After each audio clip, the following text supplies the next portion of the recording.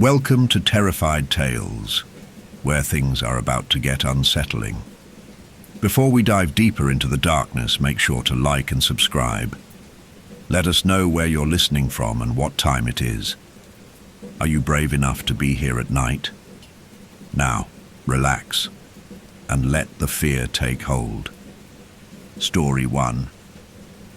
The morning mist hung heavy in the air, creeping like a phantom across the thick carpet of moss and ferns that blanketed the forest floor. Dew clung to the spider webs stretched between branches, their delicate strands glistening in the half-light. The air smelled faintly of damp earth and rotting wood, the fragrance of a forest that had seen its fair share of time.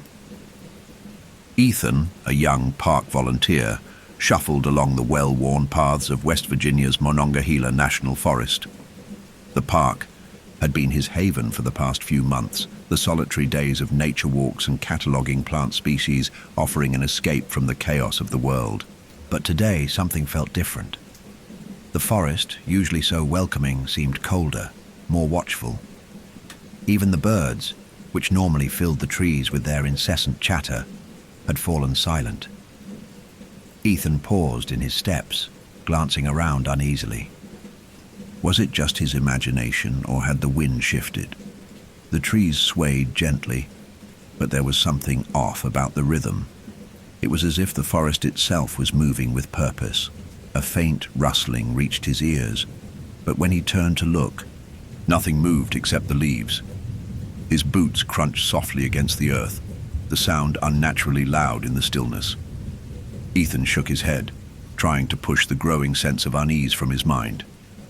He had a job to do.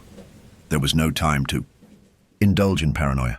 He checked his GPS on his phone, but the screen flickered, the signal erratic, then went dead. Strange. He knew these paths like the back of his hand. He had been walking them every day for weeks, and yet there was nothing on the map about this particular stretch of trail. A narrow path, almost hidden by thick overgrowth, caught his eye. Ethan stepped closer, intrigued.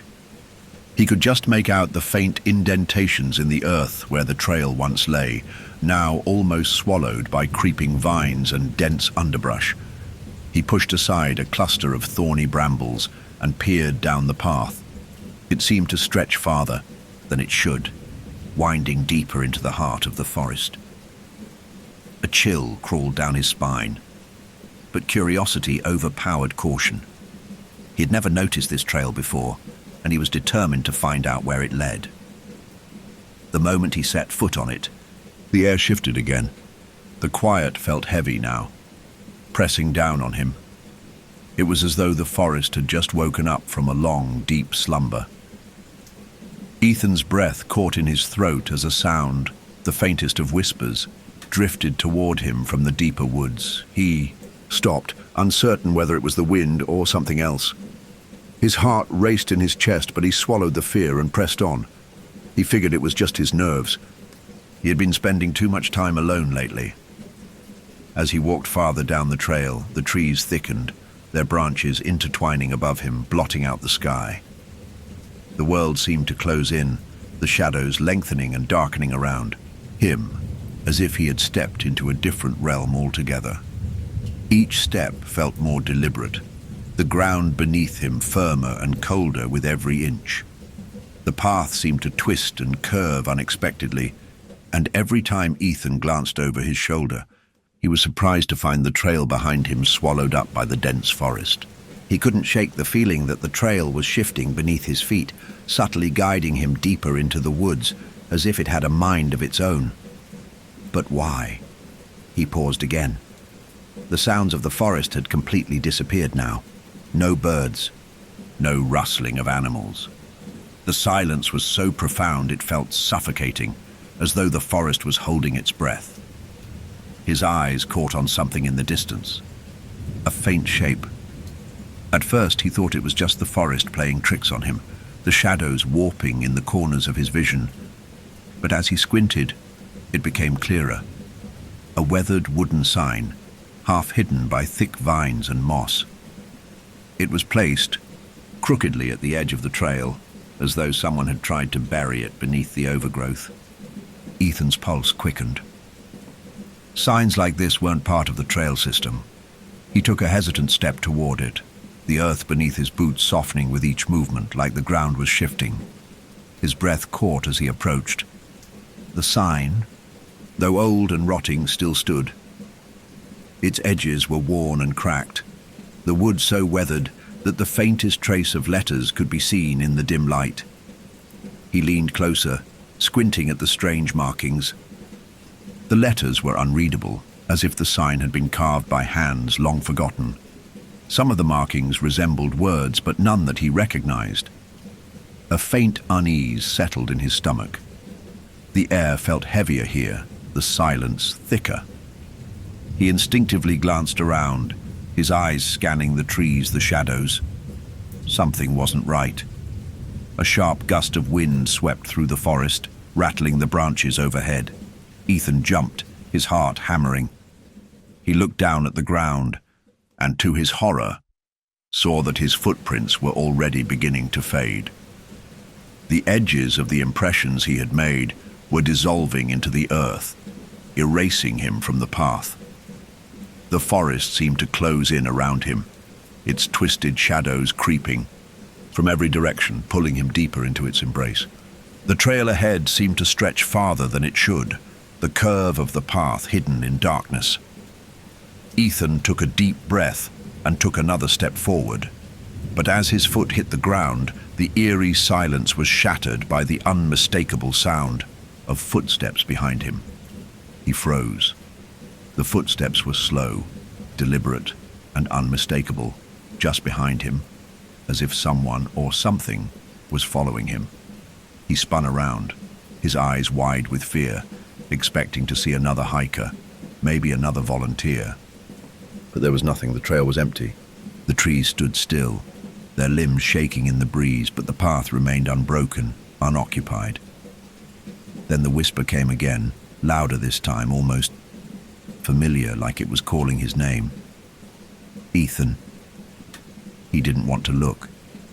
He didn't want to turn back, but he had to. His body moved as if by instinct, his feet leading him unwillingly into the depths of the forest. The whisper grew louder, and he swore he could hear the rustling of leaves, the sound of someone or something moving. Just beyond his reach, the whisper persisted, now frantic, almost pleading. Ethan, help us. But who was it? He didn't know, and in that moment, he didn't want to find out. Yet his body kept moving forward, the trail continuing to wind in unnatural ways, the trees whispering in a language he could not understand, and, in the distance just past the curve of the path, something seemed to be waiting. The eerie voice beckons him, urging him forward. But what awaits him at the bend? Something familiar, or something far more sinister? The forest, thick and unnervingly quiet, pressed in around Ethan. His pulse echoed in his ears as he fought to steady his breath, but each inhale seemed to draw in more of the strange, suffocating atmosphere of the woods. The path ahead, though, barely visible through the encroaching darkness, beckoned him forward like the opening of an ominous door.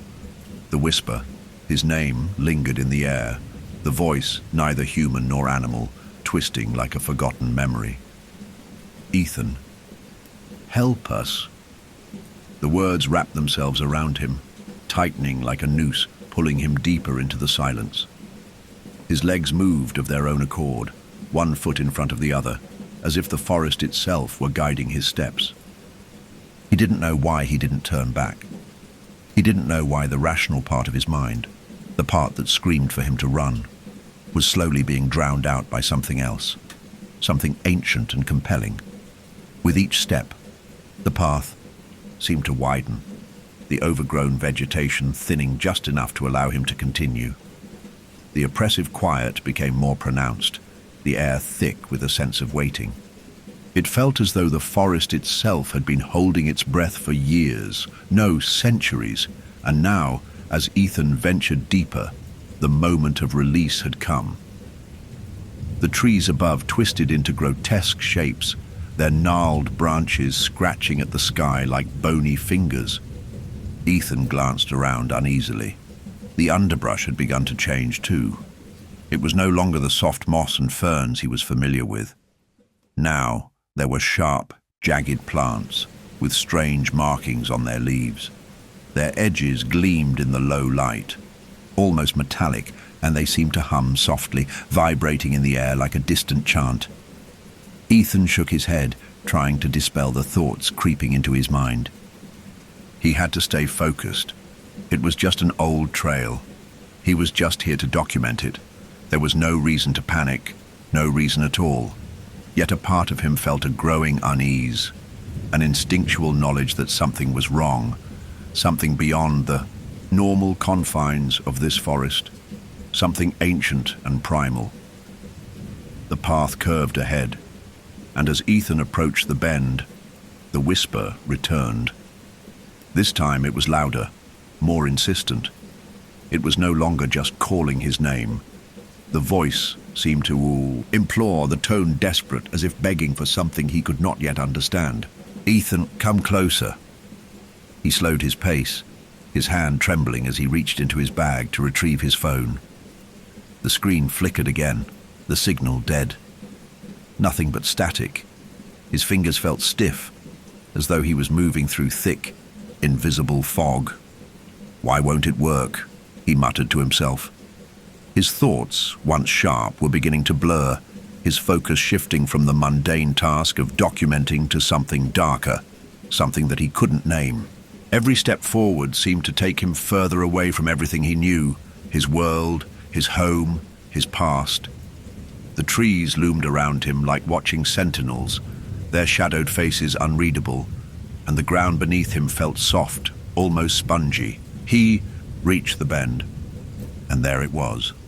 A stone foundation, half swallowed by the earth, stood before him. It was a relic from some forgotten era, and its presence in the middle of nowhere, deep in the forest, miles from the nearest human habitation, made his stomach tighten. The stones were jagged, weathered by time and neglect, but their arrangement was deliberate, as if once long ago they had been placed with care. There were no signs, no plaques, just this forgotten structure, abandoned to the forest's slow but relentless encroachment. Ethan took a step closer, his curiosity piqued. The foundation stretched outward, and he noticed that the stones appeared to form a rectangular shape, a room, or perhaps a building of some sort. He crouched to peer inside. What he saw made his skin crawl.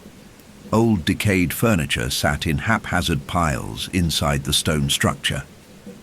A wooden chair, its legs splintered and rotting, sat overturned next to a broken table, the remains of once-worn fabric still clinging to its torn surface.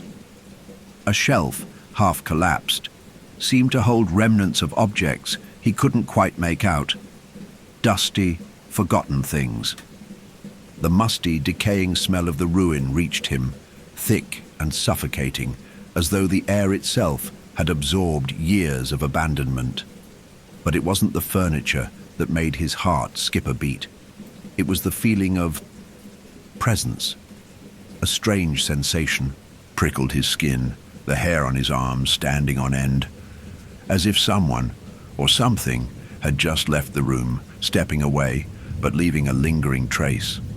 The place felt untouched, not by time, but by people. It felt like a scene, frozen in time, like an image that had been captured just before something terrible happened. He stepped inside, his breath hitching in his throat as the air seemed to press in around him.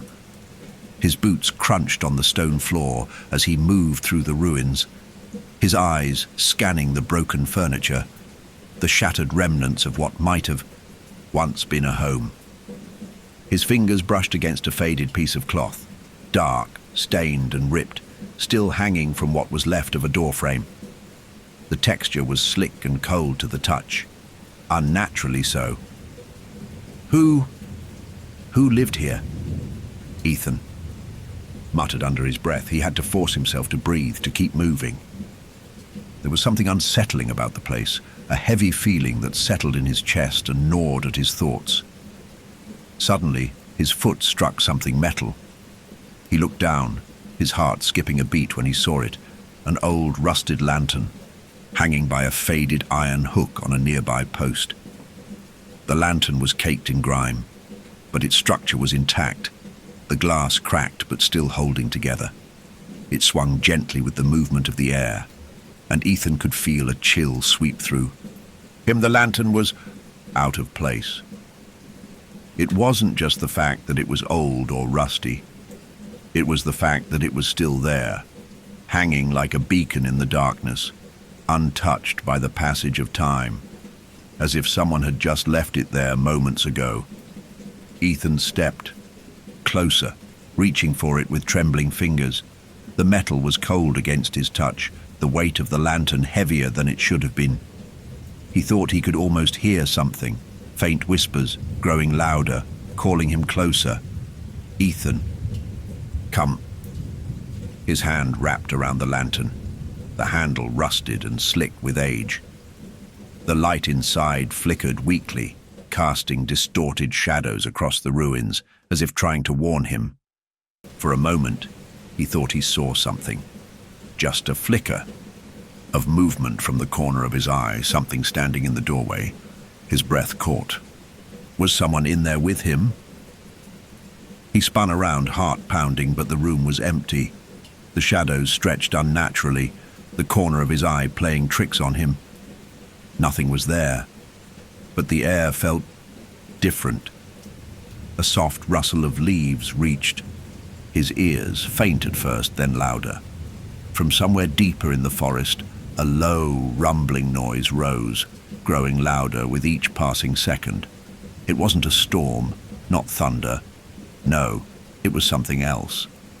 A distant, almost unnatural sound. A rhythmic pulse that seemed to reverberate in the ground beneath him, an unsettling thrum that resonated in his bones.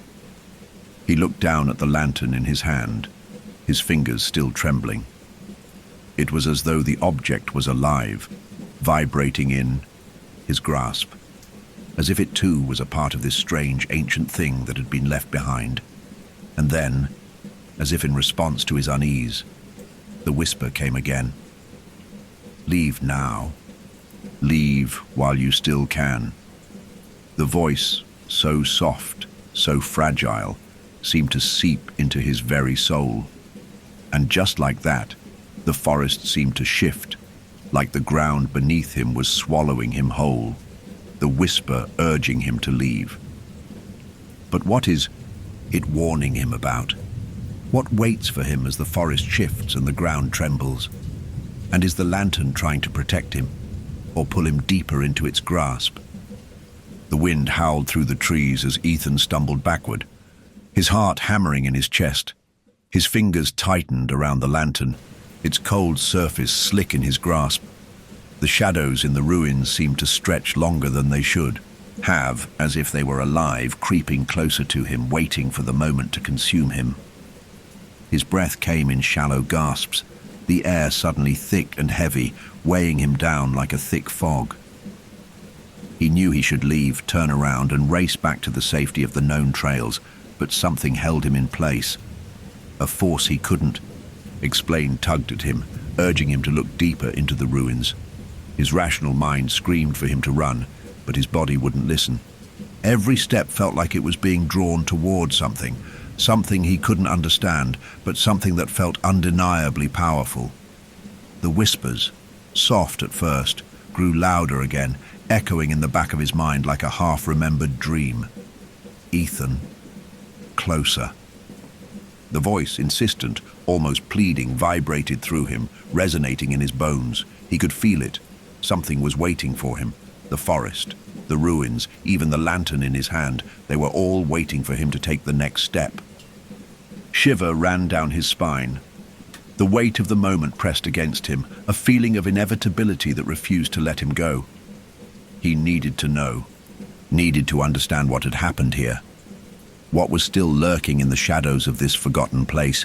Ethan stepped forward, the sound of his boots crunching against the stone floor cutting through the suffocating silence. The air around him felt colder, more oppressive, as if something was watching him, something just beyond the edges of his vision. The lantern's weak light flickered once more, casting long, wavering shadows that seemed to dance with malicious intent. For a moment he thought he saw something in the corner of his eye, a flicker, a movement. But when he turned, there was nothing, just shadows. He inhaled sharply and glanced down at the floor of the ruin. His breath caught in his throat. His footprints, the ones he had made moments ago, had vanished. The earth beneath him, once soft and yielding, now appeared to be slowly swallowing up his every step. The ground, once solid and firm, now seemed to melt away, as though it had no intention of keeping him. He took another step. The ground trembled underfoot, the soft earth shifting and warping as if the very fabric of reality was beginning to break apart. Confused, he glanced down.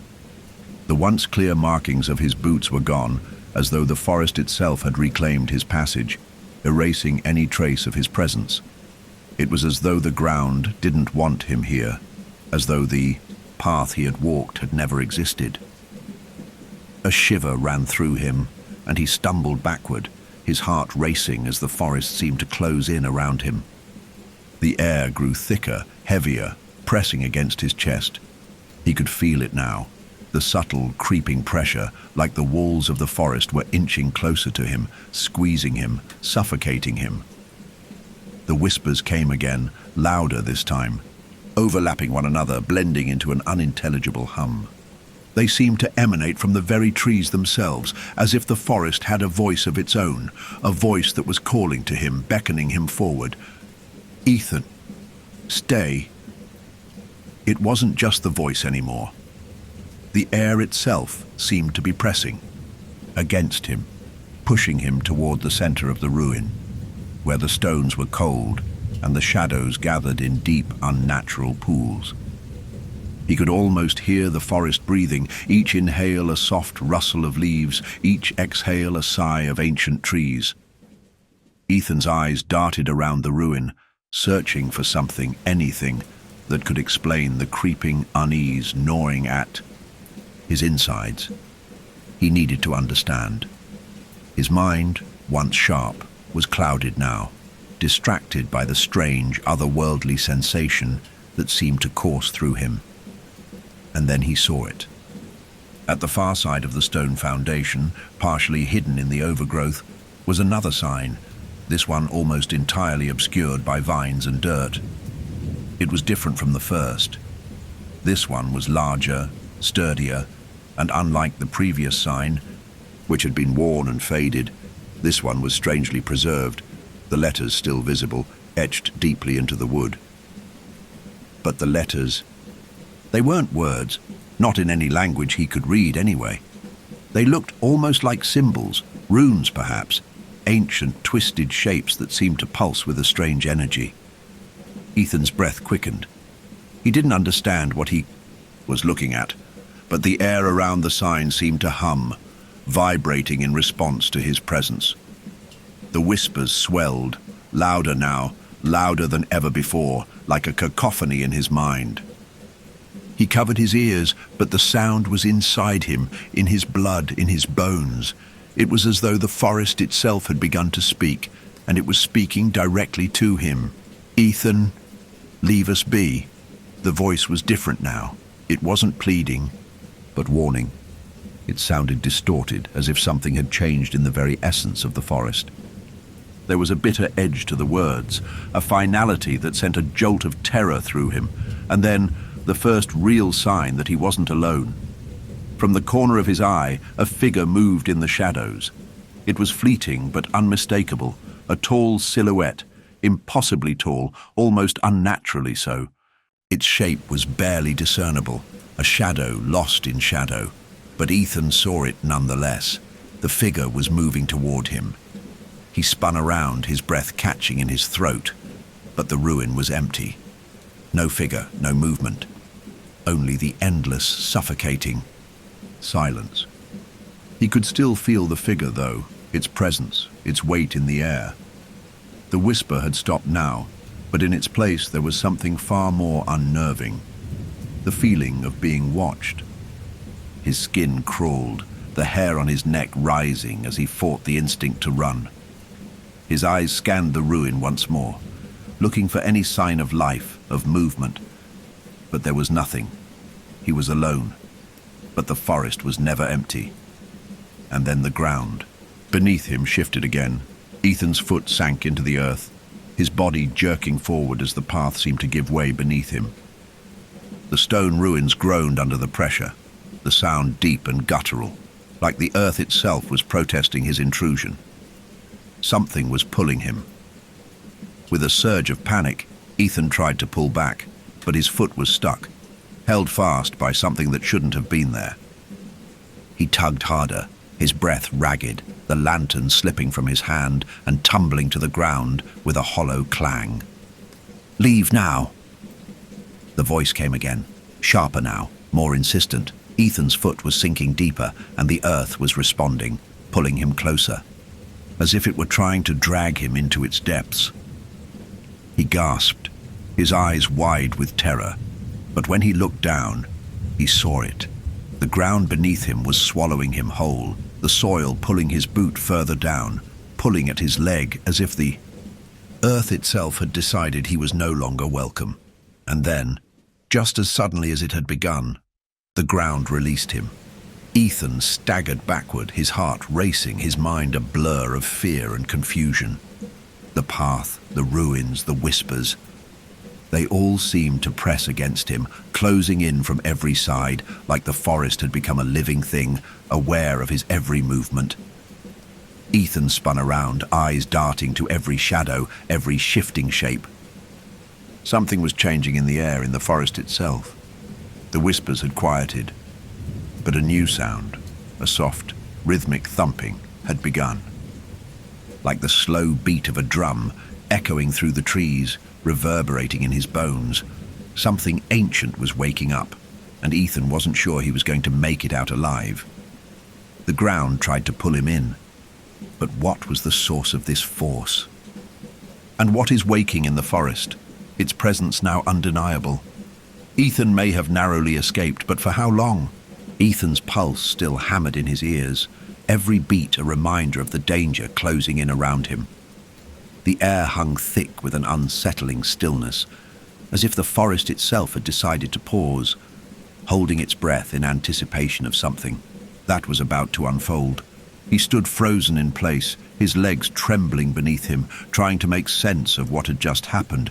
The ground pulling at him, the whispers, the eerie shadows that danced just out of reach. But no matter how hard he tried to make sense of it, the forest refused to make sense. Every part of him screamed to turn back, to run, to leave this place behind. Yet despite all his instincts telling him to flee, his feet remained rooted to the spot. Something in the distance had caught his eye, a faint outline of something unnatural. Broken and half submerged in the earth, drew him forward like a moth to a flame. The stone foundation of the forgotten settlement, barely visible through the twisted underbrush, loomed before him. The pull was undeniable. Every step he took toward it was like stepping into a deeper web of shadows, each footfall heavier than the last. His thoughts grew more muddled with every breath, his mind clouded by a strange sense of purpose, as though the very land was compelling him to uncover its secrets. With each movement, the whispers returned, more insistent, more frantic. "Ethan, don't stop now, it's almost time." His gaze flickered back to the ruins, now almost fully visible as the dense vines and tangled foliage were pushed aside by his presence. The sight of the stone structure sent a jolt of recognition through him, but it wasn't a memory he could place. It felt as though he had seen it before, perhaps in a dream, or worse, in someone else's nightmare. The foundation was unmistakable, a rectangular outline of rough-hewn stones, weathered and aged by time, but their purpose still clear. The walls had crumbled in places, but remnants of something that once resembled a building remained. A room, perhaps, a space once alive with warmth and movement, now abandoned to rot and decay.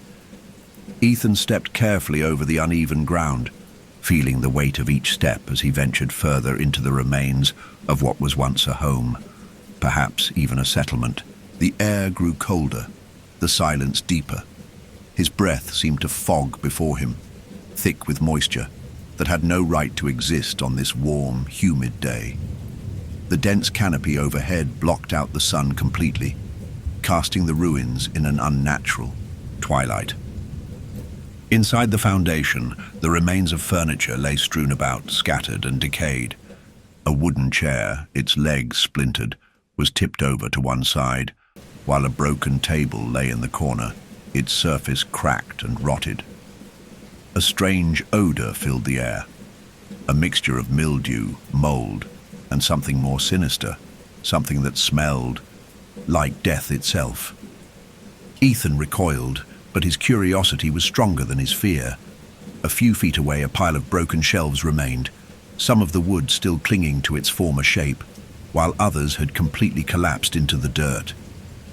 The shelves once held something, books, tools, items that had been forgotten in time, but now they were just remnants, bits and pieces of a history lost to the ages. But what unsettled him the most was the strange feeling of presence, as if the space was still occupied by something unseen, something that had been there long before Ethan had arrived. He stepped deeper into the ruins, his eyes scanning the debris for anything out of the ordinary. His heart raced as he noticed something peculiar, a piece of cloth, dark and torn, clinging to what was left of a door frame. It looked so out of place here, as if it had been left in a hurry. The fabric was stained, threadbare, its edges fraying as though it had been exposed to the elements for far too long. Ethan's fingers brushed the edge of the cloth, and the air around him shifted, just for a moment. A subtle change, but enough to make his skin crawl. The silence was almost complete now. The rustling of leaves and the hum of insects silenced, as though the entire forest was watching him, waiting for him to make the next move. The whispers returned, faint but persistent. They seemed to emanate from the very stones themselves. It was as if the ruins had been speaking all along, but only now did Ethan begin to listen. "Do you hear them?" the voice breathed, its tone both weary and desperate. "You must finish it." His blood ran cold at the words. Finish what? The thought had no place in his mind. There was no it. There was only the ruins, only the emptiness of time. He turned away, his gaze falling on the far corner of the room. Something caught his attention, a glint of something metal, half buried in the dirt. Curiosity gnawed at him, pushing him forward. The ground around the glinting object seemed unnaturally disturbed, the dirt piled up in a way that looked intentional. Too neat, too purposeful to be a natural part of the decay. Ethan kneeled down, his fingers trembling as they brushed away the dirt, revealing the object hidden beneath. A rusty lantern, its glass cracked but still intact, its iron handle twisted in an odd way, as if someone had been holding it when it was dropped. The lantern... Ethan's pulse quickened. The same lantern from the ruins? No, this one was different. It was older, more worn, as if it had been here for decades or even centuries. The very presence of it seemed to pulse with a strange energy, as if it were a part of this place, alive, connected to the ruin in a way Ethan could not yet understand. It was then that he noticed something even stranger. The lantern was still, hanging from its post just a few feet away, the same one he had seen earlier, in the heart of the ruin. But this one was different. It was as if the two lanterns were linked, one here and one there, existing in two places at once, like mirrors of one another. Ethan's breath caught in his throat as the ground beneath him began to tremble, just slightly at first, then harder. The stone foundation groaned, the walls creaking with a deep guttural sound. The very earth around him seemed to stir, like something beneath it was awakening, "Ethan." The voice returned, louder now, sharper, almost unbearable. He could hear it behind him, in the very walls of the ruin. And this time, it was not the soft, pleading voice he had heard before. It was something darker, malevolent, dangerous. A shadow crossed the doorway, quick and flickering, too fast for him to catch with his eyes. But it was there. He felt it. Someone, or something, was moving just beyond the corner of his vision, watching him. He spun around. Nothing. The ruin was empty, just as it had been when he first entered. The only movement was the slow, rhythmic creak of the wooden beams, the shift of old stone settling against itself, the creak of time moving forward. But something was watching him. It wasn't just the ruin anymore. It was the forest, the trees, the ground beneath him. The very air itself seemed to have turned cold, to have shifted, become something different. As Ethan's eyes adjusted to the darkening space, his gaze fell back on the lantern. It glowed faintly now, an eerie, sickly light pulsing with each thrum of his own heartbeat. And in that light he could see it, the outline of a figure, a shadow standing just beyond the doorway. It was waiting for him. It had always been waiting for him. The figure in the doorway, the pulsing lantern, and the rising tremor of the ground beneath him. What is this figure? What does it want with Ethan? The ruin, the lantern, and the forest have been waiting for his arrival. But why? The figure in the doorway was not a person. Ethan's heart stopped.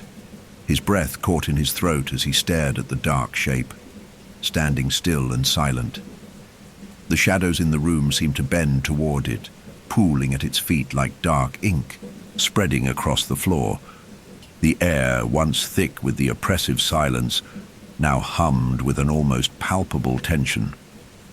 Something was watching him from within that dark silhouette, something ancient, something hungry. Ethan's legs felt as though they were frozen in place, the weight of the unseen presence heavy on him. His chest tightened, his lungs refusing to fill with air. He could feel the tremor in his hands, the cold sweat gathering at the back of his neck. But his eyes were locked on the figure, drawn to it as if by an invisible thread. The lantern flickered again, casting pale, sickly light across the ruin. For a fleeting moment, the figure seemed to shimmer, its shape warping with the lantern's light. It looked almost human, tall, slender, its features obscured by the darkness. But there was something wrong with it, something that didn't belong in this world. The lantern's glow pulsed, slow and rhythmic, like the beat of a distant heart, and Ethan could feel it. The vibration.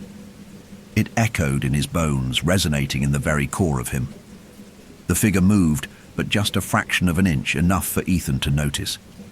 It was as if it were getting closer, inching toward him, though it made no sound, no movement of its own. "Ethan." The voice, cold and whispering, filled the room, and this time it wasn't coming from the figure. It was coming from the very walls, the floor, the ground beneath him. The ruins seemed alive, breathing with the voice, as though the stones themselves were speaking. It felt as though the air itself was thickening with the words, the sounds twisting into a strange and incomprehensible language. But the meaning was clear enough. It wasn't a request. It was a command. Come closer. Ethan's body moved before his mind could catch up. His feet were drawn toward the figure, toward the lantern, toward the pulsing, sickly light that seemed to pull at him like a magnetic force. He tried to stop, tried to resist, but the urge to move forward was overwhelming, overpowering. He felt a force in his chest, a cold pressure like fingers wrapping around his heart, tightening with each step he took. The ground beneath him groaned in protest, the stones trembling like something below them was stirring. He could hear them, scraping, shifting, something slithering beneath the foundation. The ruin was alive. He was not alone. The figure in the doorway, its outline shifting with every flicker of the lantern, took another step. This time, it was more noticeable. The floorboards creaked under its weight, the air around it distorting like heat rising from a fire, making everything around it ripple. Ethan's breath caught as the figure stepped closer, just beyond the threshold of the ruin. And then he saw it. The figure's face, or what passed for one, was like a mask of twisted shadows. The features were distorted, ever-shifting, caught in an in-between state where human and something far older seemed to merge. The face was a collection of hollow eyes, eyes that glowed faintly with a yellowish hue, their gaze empty and endless. They didn't blink. They didn't move. They just watched. A sickening thought began to crawl into Ethan's mind. This thing, it knows me. The air around him became impossibly cold, the warmth of his breath dissipating in the icy fog that now encased him. His hands shook violently as he tried to clutch the lantern, but the object seemed to resist his grip, almost pulling away from him as though it were alive. A tremor ran through him, his fingers numbing, but he refused to let go. The figure reached out with one long, spindly hand, the fingers impossibly thin, stretched unnaturally long, each one ending in sharp, curved nails. It hovered in the air, inches from Ethan's face, as though it was waiting for him to make the next move. And then the voice, familiar, low and chilling, whispered in his ear. Only this time it was no longer a voice. It was a command. Take it, he couldn't refuse. His hand reached out on its own accord, gripping the cold metal of the lantern. The second his fingers closed around it, a sharp, searing pain shot up his arm. The lantern's cold metal was burning, the heat creeping into his skin like fire, but he couldn't let go. It was as though the lantern had fused with his flesh, its weight pulling him toward the center of the ruin, deeper into the heart of whatever this place had once been. The moment he took the lantern, the ground beneath him seemed to shift violently. The walls groaned louder, a sound so deep and resonant it felt like it was coming from the very heart of the earth. The shadows around him writhed and twisted, as though they had become sentient, as though they were alive, suffocating him. The ruin began to crumble, the stones cracking, falling away like dust. And yet, the lantern still pulsed in his hand, as though it were the only thing holding the very fabric of the ruin together. You are ours now. The voice came again, closer this time, more powerful. The figure in the doorway, now standing, fully in the room with him, took another step forward, its form growing more defined with each passing moment. Its features solidified, revealing more of its true nature. It was not human. It was something older, something that belonged to the forgotten corners of the world. The eyes, those endless hollow eyes, now burned with the intensity of an ancient rage, a hunger that was both primal and insatiable. The figure was tall, far too tall for any human to be, and its limbs were thin, long, twisting with unnatural angles. It smiled, the grin stretched wide, far too wide for any living thing, its jagged teeth gleaming in the sickly light. You cannot leave, the figure whispered, its voice a final breath of ice. You belong to us now. Ethan's legs trembled, the weight of the lantern becoming unbearable. He tried to pull away, tried to resist, but the figure's presence was overwhelming. It pressed down on him like an invisible force, pinning him to the spot. The whispers now seemed to come from all directions, their voices merging into a single deafening crescendo. The ruin was collapsing in on itself, the walls crumbling, the air growing impossibly thick. But there was nowhere to go. There was no escape. Ethan's eyes snapped back to the figure, the realization crashing down on him like a wave. It was all a trap. This place, this ruin, the lantern. It had all been waiting for him. The ruin was never abandoned. It had never been empty. It had only been waiting for the right moment, waiting for him. And now that he had come, it was too late to leave. The figure's grin, the ruin collapsing. Ethan's realization that he's been drawn into something far older and more malevolent than he could have ever imagined. What does the figure want with him? And what is the true purpose of the lantern? Is it merely a tool or something more sinister? The ruin quaked beneath Ethan's feet, the stones groaning as if protesting the disturbance of their long slumber. The cold, bitter air surged around him like an invisible tide, pushing him toward the center of the room. The lantern in his hand pulsed rhythmically, its glow growing stronger, more intense with every heartbeat. It was as if the lantern itself was drawing from him, feeding off his fear, feeding off his very soul. His fingers burned with its touch, the heat seeping through his skin like poison. The figure in front of him moved again, its long, spindly limbs unfolding with an unsettling grace. It didn't walk, not in any way that was familiar. Instead, it glided, as if the very air around it parted to make way. Its shadow stretched across the crumbling walls, growing longer, darker, until it seemed to consume the entire room. Ethan's breath caught in his throat as the figure stepped closer.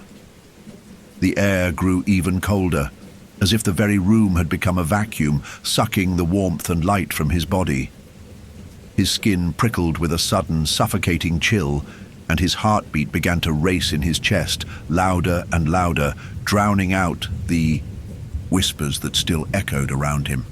The voice, their voice, had become clearer now, more commanding, as though it were coming from all around him, wrapping around his mind like a shackle. "You are ours now." The words, once a quiet whisper, now reverberated within him, thrumming in his bones, vibrating through his skull. Ethan tried to move, tried to break free, but his body refused to obey. His legs were heavy, his muscles locked in place like invisible chains had wrapped around him, holding him firmly in the grip of the figure. The face of the figure, if it could even be called a face, was now more distinct. The shadowed mask seemed to ripple like liquid, as though its features were caught between the realms of existence and non-existence. Its eyes, those hollow, endless eyes, burned with an ancient hunger, and its mouth stretched impossibly wide, revealing rows of jagged, sharp teeth. The grin was too wide, too unnatural, and it seemed to grow even as the figure moved closer. The figure reached out, its hand elongated, each finger impossibly thin, its nails curved and sharp like claws. Ethan could feel the air around him change, the temperature plummeting, the walls shuddering in time with his heartbeat. The lantern flickered violently, casting erratic shadows that danced and twisted like living things. The figure's breath was now audible, a low, guttural rasp that seemed to echo from the very depths of the earth. "We have waited so long for you." The voice filled Ethan's mind, but it wasn't just the voice of the figure anymore. The ruin itself seemed to speak, the walls groaning, the ground trembling beneath him. It was as if the very forest outside the ruin had come alive, its presence pressing in from all sides. The air felt thicker, suffocating, as if the walls of the world were closing in on him. The figure's hand hovered just inches from his chest. Ethan's heart thudded painfully in his ribcage, the cold tightening around him like a vice. Every instinct in his body screamed at him to move, to flee, but his legs would not obey. His breath came in shallow gasps, and the weight of the lantern in his hand grew unbearable, its pulse now a staccato beat in his mind. The sensation was overwhelming, dizzying, and with each passing second, he felt himself slipping away, as if the very essence of his being were being drawn into the lantern, consumed by its dark power. A shadow crossed his vision, and in that moment, he could have sworn he saw movement in the distance, just beyond the ruin, where the forest met the edge of the clearing. It was fleeting, almost imperceptible, but it was there. A figure smaller than the one before, and it seemed to be watching him, its presence as unsettling as the figure before him. A soft, desperate voice broke through the suffocating silence. "Ethan." The voice was familiar. The whisper of it echoed in his mind, and he knew that it was someone he knew. But the voice was faint, distant, as if it were coming from another world, another plane, a memory perhaps, a fragment of the past. "Ethan, help us." The figure's clawed hand closed around his wrist, and in that instant, a shock of cold, electric pain shot up his arm, racing through his body. His vision blurred, the world around him spinning like he was being pulled through an endless tunnel. The lantern seemed to pulse faster now, the light blinding, and for a moment, Ethan thought he saw something beyond the figure, beyond the ruin. A door. A doorway, but not a normal one. It wasn't made of wood or stone. It was a swirling vortex of shadows, a tear in the very fabric of reality itself.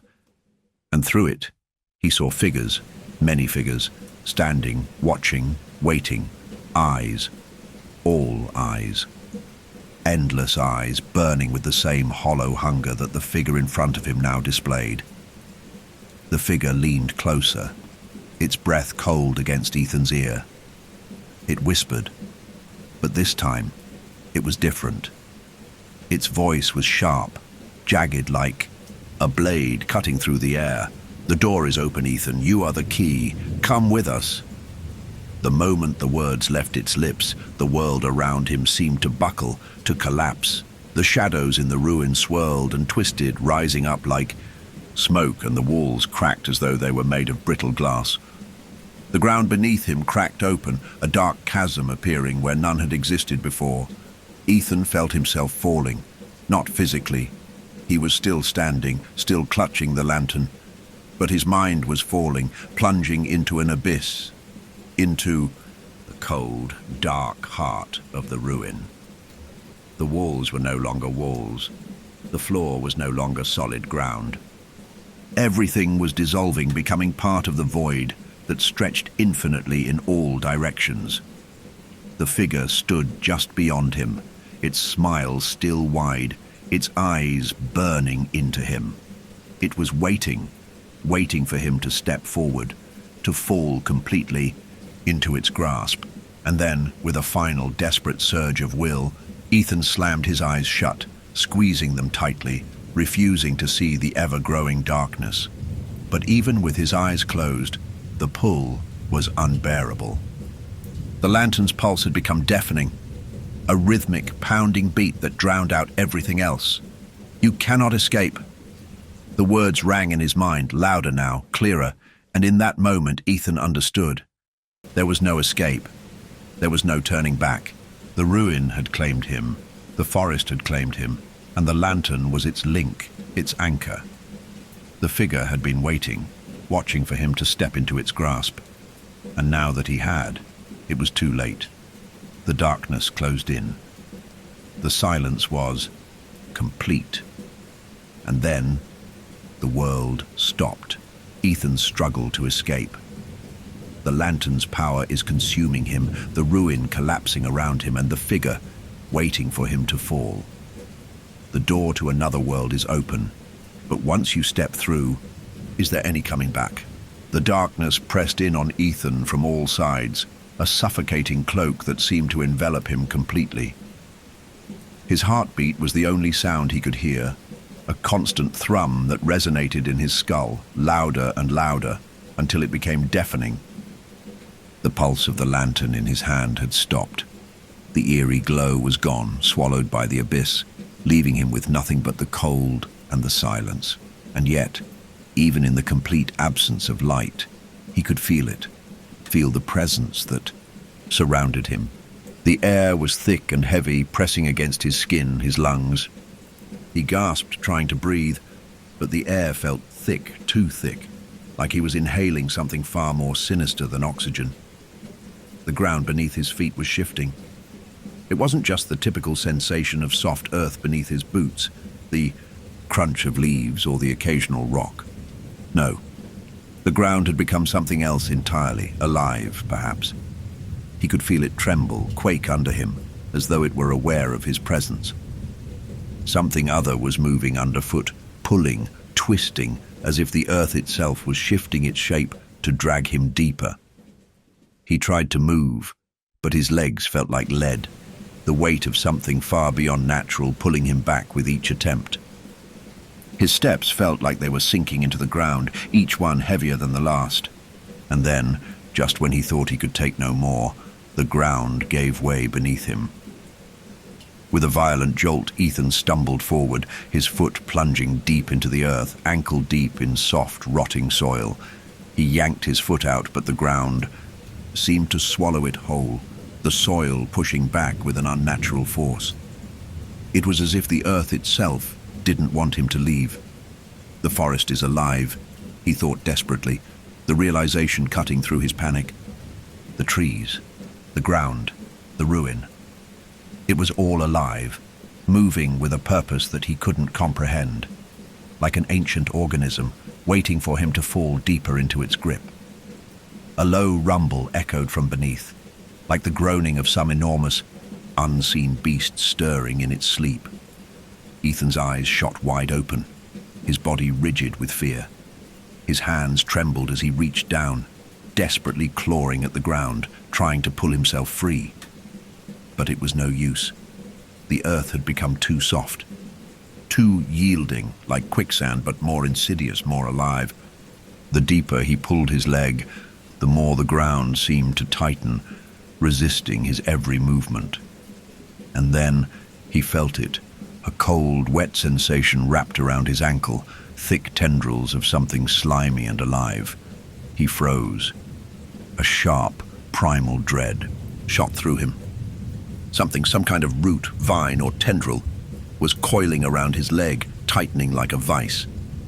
His heart skipped in his chest as he looked down, but the darkness was too complete to make anything out clearly. The air around him seemed to grow heavier, more oppressive. A strange, nauseating odor filled his nostrils. Rot, decay, the stench of something ancient and long forgotten. It wasn't just the smell of wet soil. It was the scent of something dead, something buried long ago, its corpse left to rot beneath the earth. His body screamed for him to move, to run, but his feet were still trapped in the ever-shifting ground. The tendrils seemed to pulse, their grip tightening with each second, and the more he fought against them, the harder the earth seemed to fight back. A high-pitched, screeching sound filled the air, like metal on stone, or like the sound of fingernails dragging against a chalkboard. It was coming from below, from the depths of the earth. It sent shivers down his spine, a sound so unnatural that it didn't belong in the world. And then, the ground shuddered violently. Ethan's stomach lurched as the earth quaked beneath him, the vibration reverberating through his entire body. He stumbled again, this time losing his balance completely as the ground tilted beneath him, throwing him forward. His hands shot out to catch himself, but instead of hitting solid stone or dirt, his fingers met something slick, cold, flesh.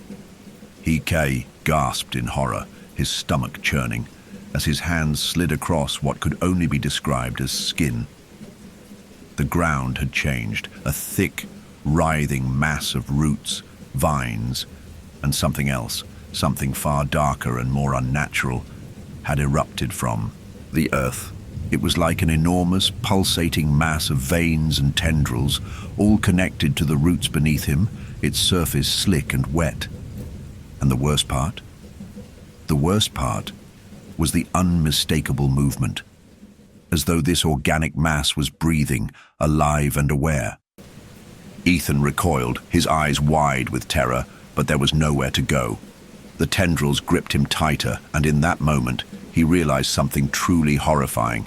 The forest wasn't just trying to trap him, it was trying to consume him. Slowly, but surely it would pull him deeper, strip him of his flesh, of his very essence, until he became one with the earth itself. He pulled his foot, his leg, with every ounce of strength he had left, but the more he resisted, the harder the ground pushed back, as though the forest was feeding on his fear, growing stronger, more alive with each desperate movement. The air grew colder, and the vibrations beneath him became more pronounced, more rhythmic, like a heartbeat, like something alive, waiting to pull him into its depths. And then, just when he thought he could no longer breathe, when the last remnants of his strength seemed to fail him, the forest went still. The trembling stopped. The rustling, the thrumming, the screeching, everything halted, leaving an eerie silence in its wake.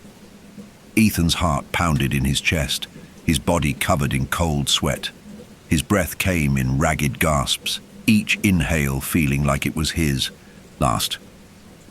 He looked around, expecting to see the mass of writhing tendrils still circling around him, but there was nothing.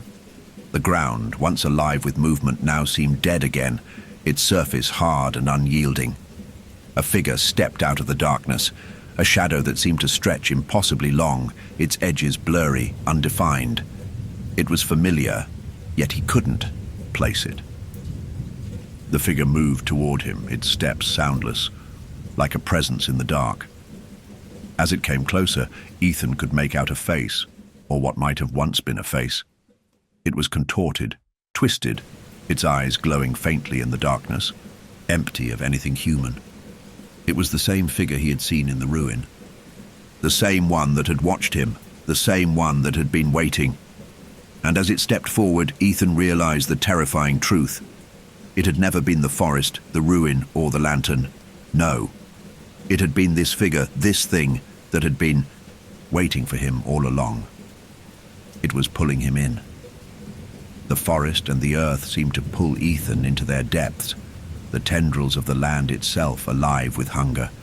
But now, something darker is emerging from the shadows, something far worse than the land. Is Ethan truly trapped now, or does this figure hold the final key to his fate? Ethan's mind swirled in confusion and terror. His feet, once locked in place, were now free, but the fear, the dread, the weight of the forest pressing in on him seemed to have taken root deep inside his very soul. His chest tightened, and his heart hammered in his chest, desperate for air. He wanted to scream, but the sound died in his throat before it could take shape, swallowed by the suffocating silence. The figure before him, its outline still flickering in the dim light, took another step closer. Each footfall was silent, but the very air seemed to vibrate in response to its presence, as if the earth itself recoiled in its wake. The figure's eyes glowed with an otherworldly light, two hollow, endless pits that seemed to draw in all light, leaving only a void. It wasn't human. It was something ancient, something not of this world. Ethan stepped back, his legs trembling beneath him. The ground beneath his feet felt unstable again, shifting beneath his weight. He staggered as the earth seemed to move, and for a moment he felt as though he was sinking once more, the soil eager to drag him down into its depths. But this time, it wasn't the earth that pulled him. It was the figure, the entity in front of him. Its presence had become unbearable, and as Ethan looked into its glowing eyes, something inside him snapped. A terrifying realization, one that made his blood run cold. He knew this place. Not the ruin itself, not the forest. No, this was something older, something deeper. This was where he had started. This was where it all began. The shadows he had been following, the whispers, the feelings that had led him down this path. He had been here before, but not in the way he thought, not as an observer. He had been here before. His mind flashed back to the first time he stepped onto this forgotten trail. The unease, the whispers, the inexplicable draw toward the path had been the first signs. But now, standing in front of this ancient figure, the truth unfolded with horrifying clarity. It had always been waiting for him, the ruin, the lantern, the forest itself. It was all an elaborate trap set long ago, and he was the key. His legs felt heavy, as though invisible chains were wrapped around his ankles. The figure before him tilted its head, almost in curiosity, its hollow eyes watching Ethan with an unsettling calmness. It reached out a thin, skeletal hand, and the moment it touched him, Ethan's body went rigid, every muscle locking in place as a wave of cold, inhuman energy flooded his veins. His thoughts became fragmented, scattered pieces of memory slipping through his grasp like water running through his fingers. His mind screamed to hold on to something, anything, but the figure's grip tightened, and everything around him began to distort. The world blurred. The ruin, the trees, the forest, even the air itself, all of it seemed to shudder and melt away. Ethan's vision spun, as though he were falling, spiraling into a place where time and space had no meaning. His feet no longer touched solid ground. Instead, he was floating, suspended in some otherworldly space. Around him, shadowy forms began to coalesce. Figures with glowing eyes, their faces obscured but their presence undeniable. He could hear their whispers now. Their voices had become a chorus, growing louder, rising to a maddening crescendo. They surrounded him, filled his mind, crawling under his skin. "You should never have come back." It was the voice from the ruin. The voice that had whispered to him, invited him to return, but now it sounded different, more distorted, more forceful. The voices of the figures around him seemed to blend into one, forming an unintelligible hum that rattled his bones. "You belong to us, Ethan." The ground under him shifted again, but this time it was not the earth itself. It was something more sinister, more invasive. His body was no longer his own. It was as though something had rooted itself inside him, spreading through his veins, taking control. His muscles screamed as the dark presence tried to mold him, to reshape him, but a sudden surge of panic broke through the fog that had settled over his mind. His eyes snapped open. The forest, the ruin, was gone. He wasn't standing in the clearing anymore. The darkness around him was no longer the dark of the woods, but the absolute emptiness of a void. It stretched out in all directions, a suffocating blackness where the laws of nature no longer applied. The temperature had plummeted to something unbearable, the cold seeping into his bones as if the very fabric of reality had turned against him. And then there it was again, the doorway. It stood before him, just as it had when he first laid eyes on it, but now it was clearer, more defined. It wasn't a physical door, but an opening in the fabric of space itself. A swirling vortex of shadows and light, its edges rippling like the surface of a disturbed pond. Ethan felt himself drawn toward it, unable to resist the pull, the compulsion that surged through him. The figures around him had fallen silent, waiting, watching as he moved toward the void. Ethan's hands shook violently as he reached out, his fingers brushing the edge of the opening. It was cold, colder than anything he had ever felt. The Omor. Cold seemed to seep into his skin, his flesh freezing him from the inside out. The darkness on the other side of the door beckoned him, as if it were calling him home. But then, a voice. It was faint, weak, and familiar. It wasn't the entity. No, this voice was different. This was human. This was someone he knew. "Ethan, you have to fight it." The voice was ragged, strained. Ethan's mind snapped back to focus. No, this wasn't the end. He wasn't just going to step into the void, into whatever nightmare this was. He couldn't. He wouldn't. "You don't belong here!" The voice cried out again, desperate and frantic. Who was it? The pressure inside him, inside his mind, grew unbearable. The figures around him, the shifting darkness, the swirling vortex. They were all waiting for him to step through, to complete the ritual, to finally finish what had started the moment he discovered the forgotten trail. But then, his body jerked, and with a sudden, violent effort, he pushed back. The figures screamed in fury, the door wailing as it distorted and flickered.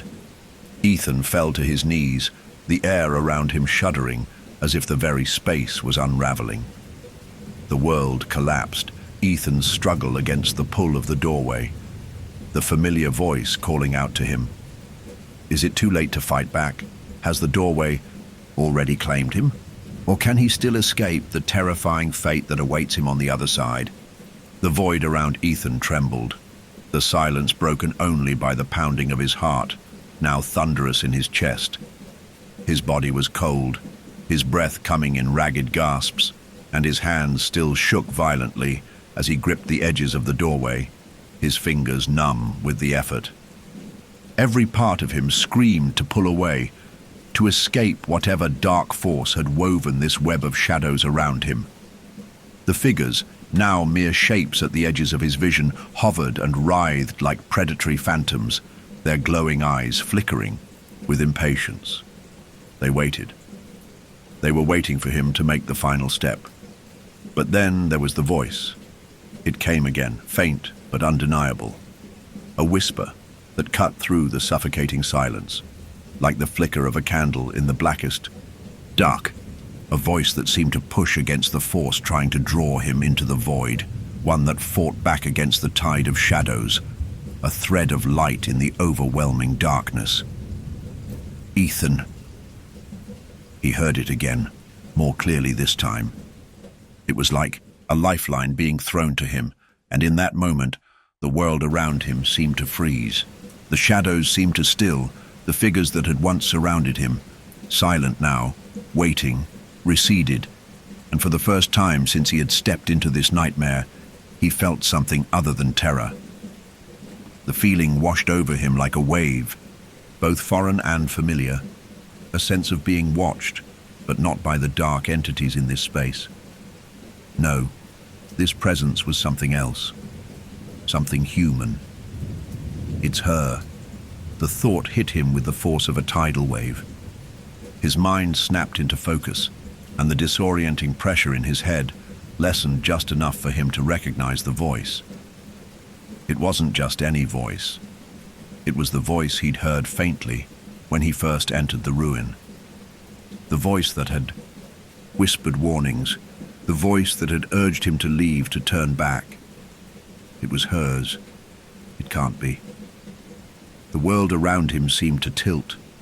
The shadows shifted again, and for a moment he could see through the murky darkness, not just the endless void, but a flickering image of something, someone he couldn't fully comprehend. His mind raced as fragments of memory began to piece themselves together.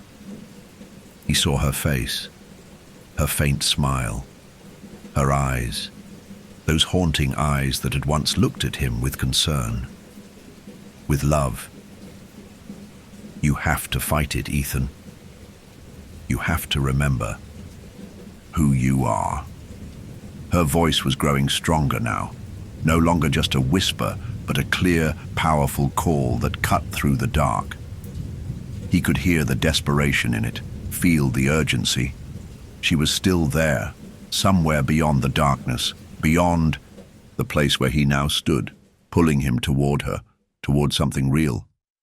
The shadowy figures around him began to wail. Their voices rose into a deafening chorus of growls, shrieks and whispers, clawing at his mind, demanding him to give in, to cross the threshold into the endless void.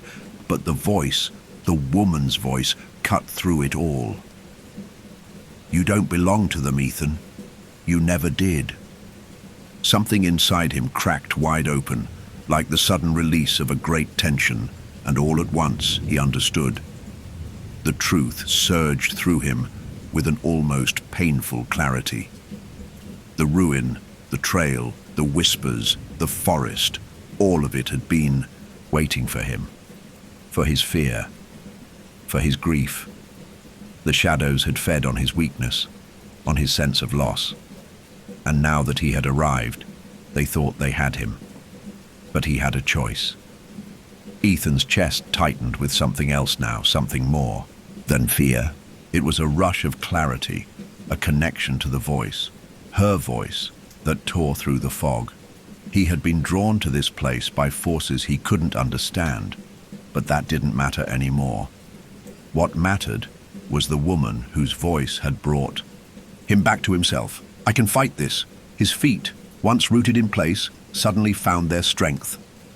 He could feel the ground beneath him, solid, real again, not the rotting, shifting earth that had tried to swallow him, but something different, something pure. The void was still there, still beckoning, still threatening to drag him in, but the pull was weaker now. It faltered. The lantern in his hand, still warm, but no longer burning with the same sickly light, pulsed once, like the beating of his heart. The shadows around him screamed in frustration as the pull of the void weakened. Ethan closed his eyes, focusing on the voice, the woman's voice, as it became clearer, louder, as if it were within him now. Ethan, let go. The figures shuddered, their forms wailing in agony, as though the very sound of her voice was burning them away, tearing at the very fabric of their existence. Ethan felt the world around him beginning to crack.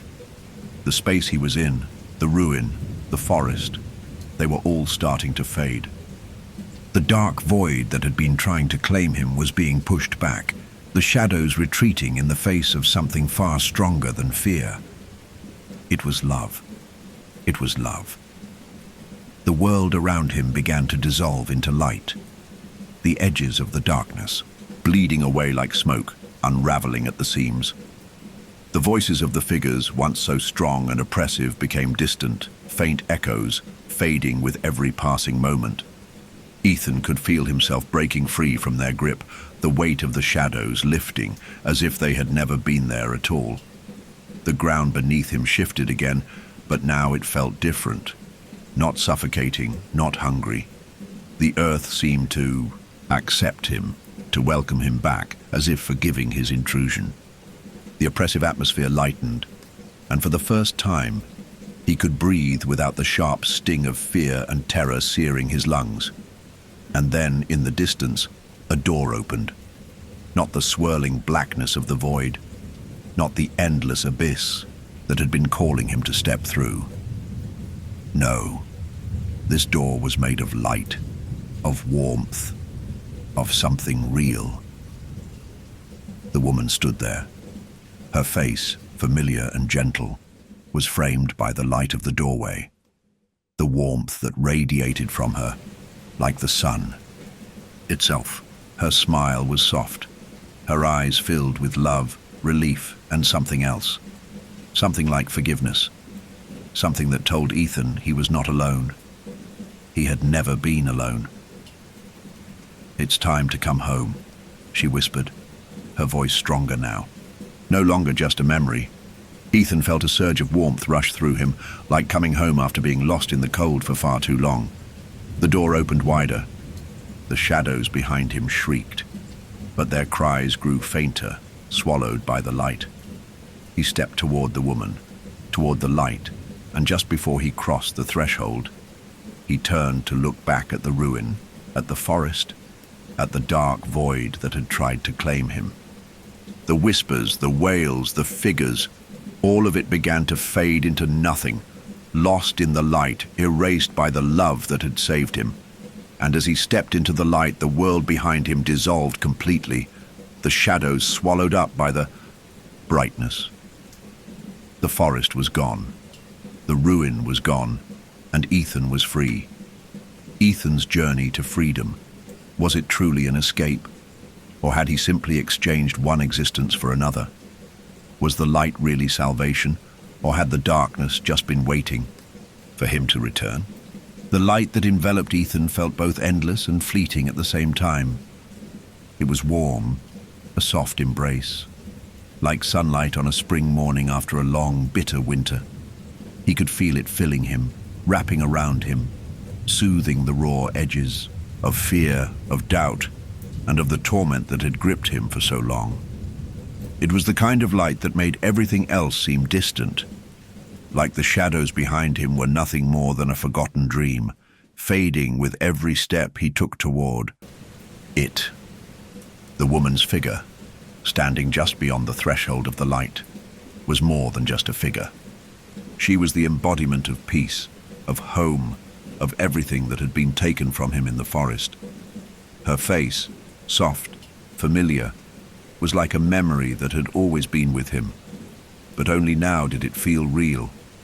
Her eyes glimmered with warmth, kindness, but there was something else there too, something he hadn't noticed before. There is no going back. The thought swept through him like a breeze, sharp and clear. It wasn't a warning, it wasn't a threat. It was a truth. The light wasn't just welcoming him. It was guiding him, pulling him toward a place he couldn't understand, but somehow knew he was meant to go. Ethan paused for a heartbeat, his foot hovering just above the ground as he stood at the edge of the threshold. The shadows that had pursued him, hissed, howled, and receded, were no longer a presence in his mind, but the images of the ruin, the figures, and the twisted dark forest were still fresh in his memory. He could still feel the pulse of the lantern in his hand, the choking grasp of the earth beneath him, the darkness that had tried to swallow him whole. But now it was as if those things existed far behind him, in another time, in another life. He didn't belong there anymore, yet the final step, toward her, toward the light, felt like an impossible thing. A door had opened for him, yes, but there was a part of him, an almost primal part, that hesitated, unsure whether it was right to pass through it. What did it mean? What would he be leaving behind? For the briefest moment, he considered the possibility that he might be wrong, that maybe the world of shadows and whispers, of ancient ruins and forgotten paths, was still his to navigate. Maybe the forces that had shaped him, that had dragged him into this place, would somehow release him, let him turn back. But in his heart, he knew it wasn't possible. There was no turning back. The woman in the light took a step toward him, her arms outstretched, her smile soft and reassuring. She didn't need to speak for him to understand. There was no need for words between them. Her presence, her very being, was enough. He reached out, his hand trembling, as if afraid that if he moved too quickly, if he did not tread carefully, this warmth, this peace would slip through his fingers like sand. But it didn't. The moment. His fingers brushed the light. It surged forward, wrapping around him like a cocoon. The last remnants of the forest vanished, the ruin disintegrating into nothingness as the light swirled and shimmered. The voices, the whispers, the eerie calls from the dark, they all ceased. For the first time there was only peace. But as he stepped fully into the light, something changed. There was a shift, a subtle shift, so slight he almost missed it. The light around him flickered, then steadied. The woman's figure, though still comforting, still familiar, now seemed somehow distant. The warmth was still there, but the connection felt incomplete. And then the air grew colder. It was a subtle shift, but Ethan's heart began to pound again, this time for a different reason. The warmth that had so easily wrapped itself around him began to recede, drawing back like the ebb of a tide. The figures in the dark, the shadows, hadn't disappeared entirely. No, they had followed him. Only now, they were no longer whispers or shadows. They were still there, watching, waiting. Something was wrong. The light remained, but it wasn't the same light. It was still bright, still warm, but now, in the very edges of his mind, Ethan could hear the faintest of whispers again. It wasn't the forest's voice. It wasn't the figure's voice. It was his own voice, distant and detached. Ethan. He froze, his body rigid with dread. The light swirled around him, brighter now, almost blinding. But as his eyes adjusted, he saw it, the faintest silhouette in the corner of his vision, standing just outside the reach of the light. A figure, familiar and yet distant, its features flickering in and out of existence. The woman who had been guiding him, stepped back, slowly, as if drawn away by an invisible force. Her face, once so kind, now looked distant, and for the first time Ethan could see something else in her eyes, something alien. It wasn't fear, it was something worse. Disappointment. And then, just as quickly as it had appeared, the figure in the shadow stepped forward, its shape fully formed, its presence undeniable. The woman, her face now clouded, faded from view entirely. The light, once so bright and soothing, flickered and dimmed, its radiance receding. Ethan's heart sank into his chest. The shadows, the whispers, the figures, they had never truly left. They had only been waiting for the right moment. The moment when he took that last step, the one toward the light. But the door, the path he had entered, had not been salvation. It had been the beginning of something else. The figure, now fully formed, stepped toward him, its eyes empty, endless, and cold. Its shape flickered like a shadow in the corner of his mind. Its lips moved, but the voice that followed was not the voice of the woman who had called him here. It was cold, hollow, malevolent. "You think you can escape?" The darkness rippled, and a wave of cold swept over him, freezing him in place. He could feel it now, pulling at him, dragging him toward the figure, toward the thing he had hoped he'd escaped. But it wasn't the forest. It wasn't the ruin. No, this was something far darker, something that had always been waiting for him on the other side of that last step. The last footstep. Ethan's body was not his own anymore. It was as though his will had dissolved completely, his senses overwhelmed by the pull of the figure in front of him.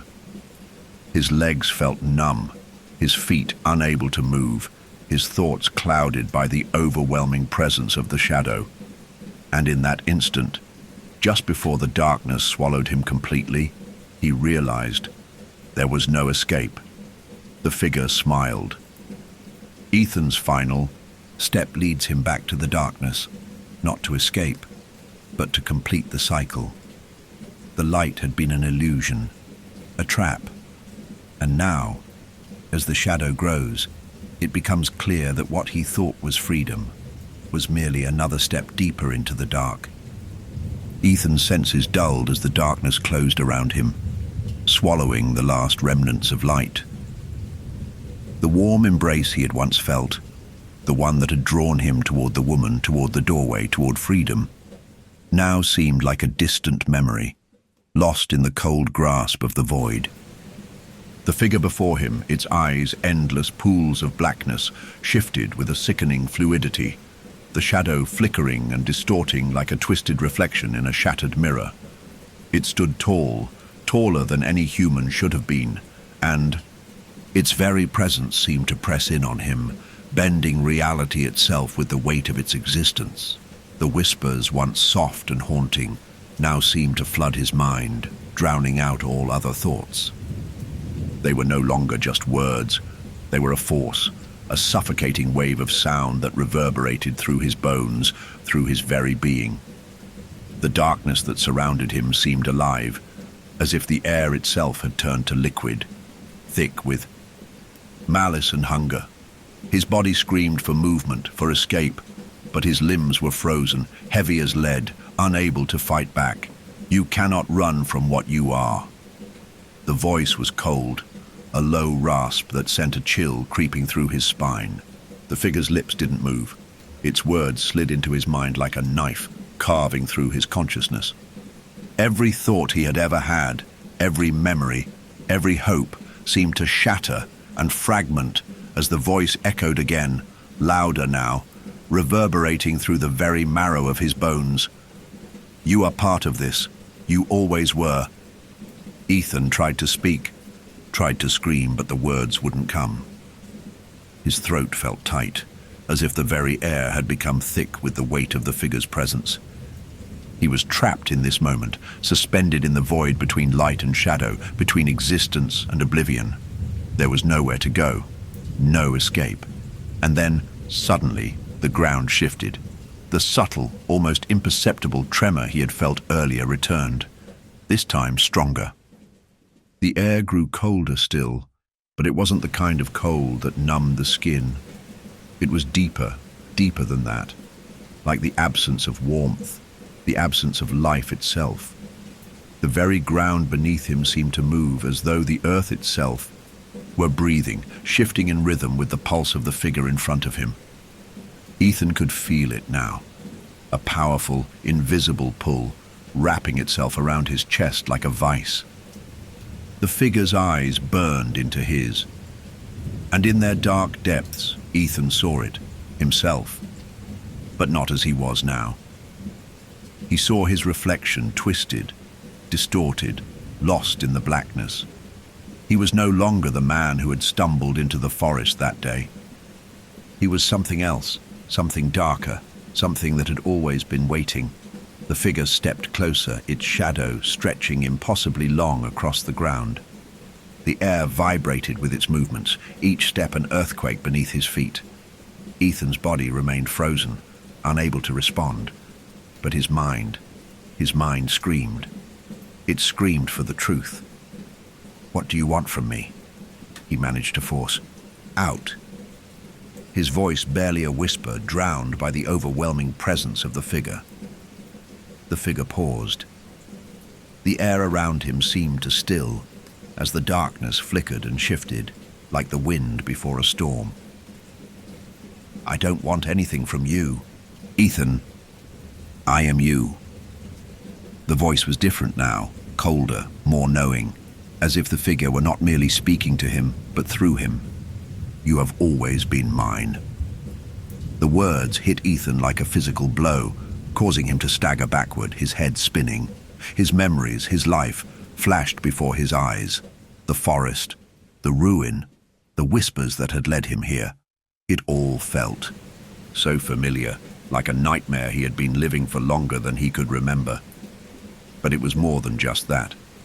It was his story, his life, and he couldn't escape it. Couldn't escape himself. And then, with a sudden, sharp clarity, Ethan realized the truth. This wasn't just some forgotten trail he had stumbled upon.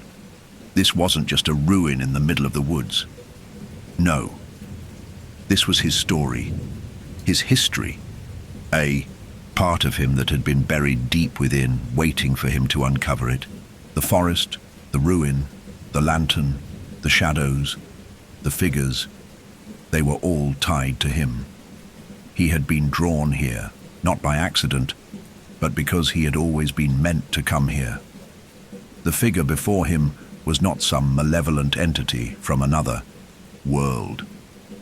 It was a reflection of him, of his deepest fears, his darkest regrets. And the worst part was that Ethan didn't know whether he had created it, or if it had created him. The figure stepped forward, the darkness surrounding it rippling and shifting like a living thing.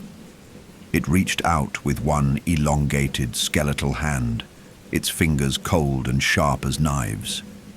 It didn't touch him, not yet, but the very air around him seemed to recoil in fear at the touch. "You think you are different, Ethan? You think you can escape what you are?"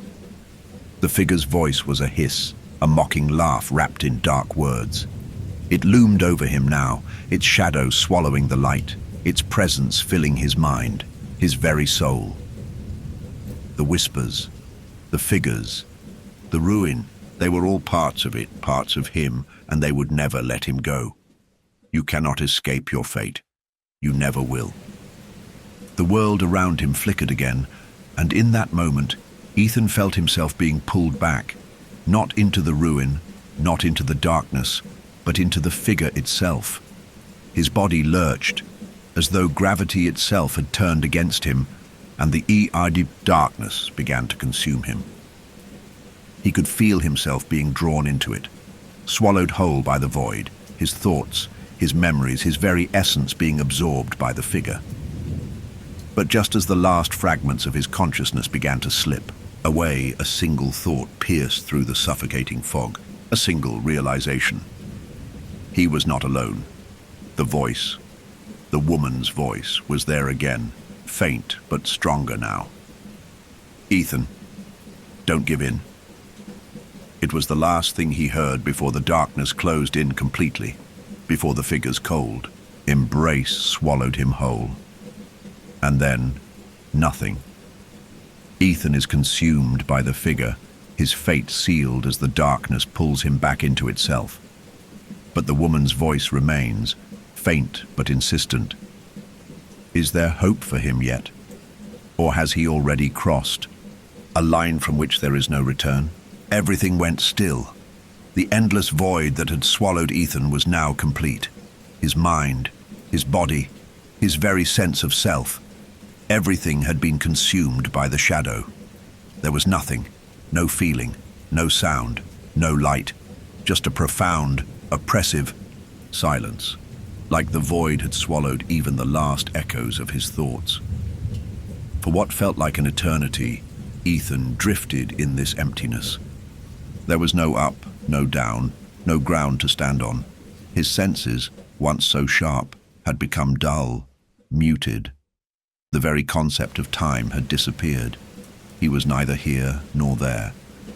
His body, once alive with pain, fear, and desperation, now felt like a distant memory. His mind, clouded with confusion and grief, had been stretched thin, like the last fragile threads of a fraying rope. Then a flicker, a soft pulse, faint at first, then growing stronger. A distant light, flickering like the last flame of a dying candle just beyond the edges of the dark void. Ethan's consciousness grasped at it, reaching out instinctively, as though it were the only thing tethering him to reality. It felt warm, like the touch of sunlight after years of darkness. The light wasn't just light, it was life. It carried with it something familiar, something that made Ethan's heart race even though he wasn't sure why. It was a lifeline, and with all the strength he could summon, he grasped it. The silence shattered. The first sensation that reached him was warmth, soft, gentle, and all-encompassing. It flooded him, filling the emptiness he had been lost in for so long. Slowly, the void began to dissolve, the darkness pulling back like mist in the morning sun, revealing the shape of something else. A door, tall and wide, gleaming with soft golden light. It was so real, so alive, compared to the darkness he had just emerged from. There was no shadow here, only pure light. The woman's voice came again, clearer than ever before. "Ethan." Her voice was not a whisper this time. It was solid, full of strength, of purpose, as though it had broken through the barriers that had once held it at bay. Ethan's breath caught in his throat as he turned toward the voice. Her presence washed over him like a tidal wave of relief. The fear, the darkness, and the coldness all disappearing in its wake.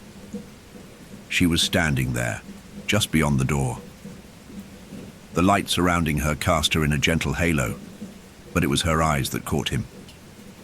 They were full of warmth, but there was something more in them now, something that understood. You don't have to be afraid anymore. Ethan felt the knot in his chest loosen, and for the first time in what felt like ages, he let out a deep, shaky breath. He took a step forward, his legs shaky, but his mind clearer now. As he approached the door, the last remnants of the shadow seemed to writhe in the corners of his vision, trying desperately to reach him, to pull him back into its cold embrace. But it was powerless now, shrinking away from the light as if it could not survive in its presence.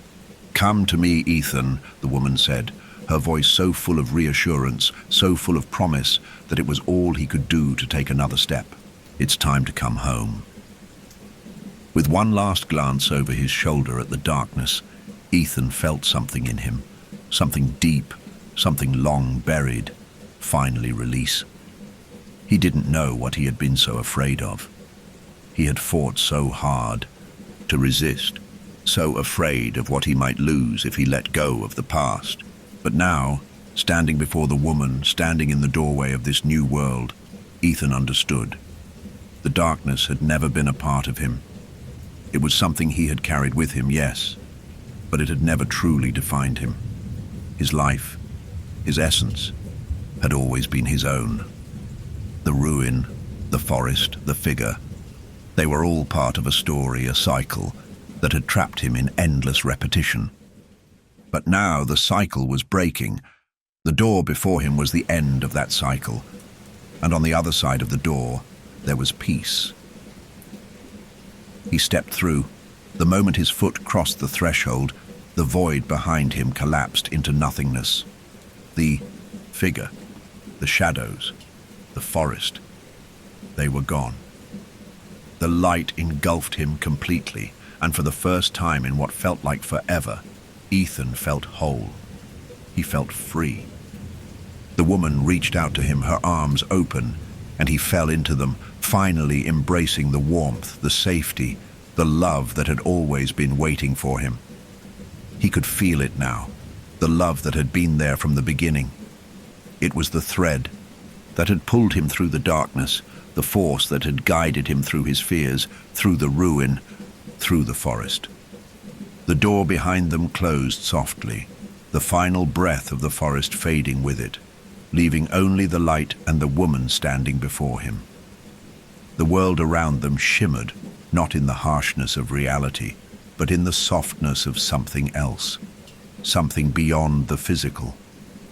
It was the place where the whispers no longer held sway, where the darkness could never reach. Ethan looked up at the woman, his chest rising and falling with the ease of a breath he had been holding for far too long. She smiled at him, the warmth in her eyes as radiant as the light around them. He wanted to say something, anything, but there were no words left. He was home. And in that silence, for the first time in what felt like an eternity, Ethan finally understood the truth.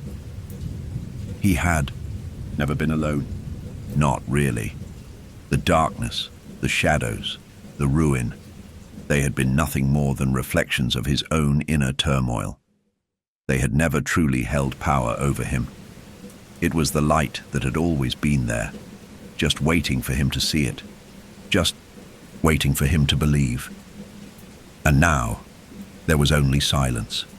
The silence of peace, the silence of home. Ethan has passed through the final threshold, leaving the darkness and the shadows behind. The journey through fear, doubt, and darkness was long and grueling, but in the end, he found peace, not in escaping the past, but in understanding that it had never fully defined him. The light had always been waiting for him. He had only to choose it. You're deep into the story now, and the horrors are only escalating.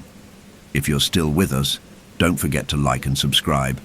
Tell us where you're listening from in the comments. Who else is staying up late to face this nightmare? Settle in. The terror continues.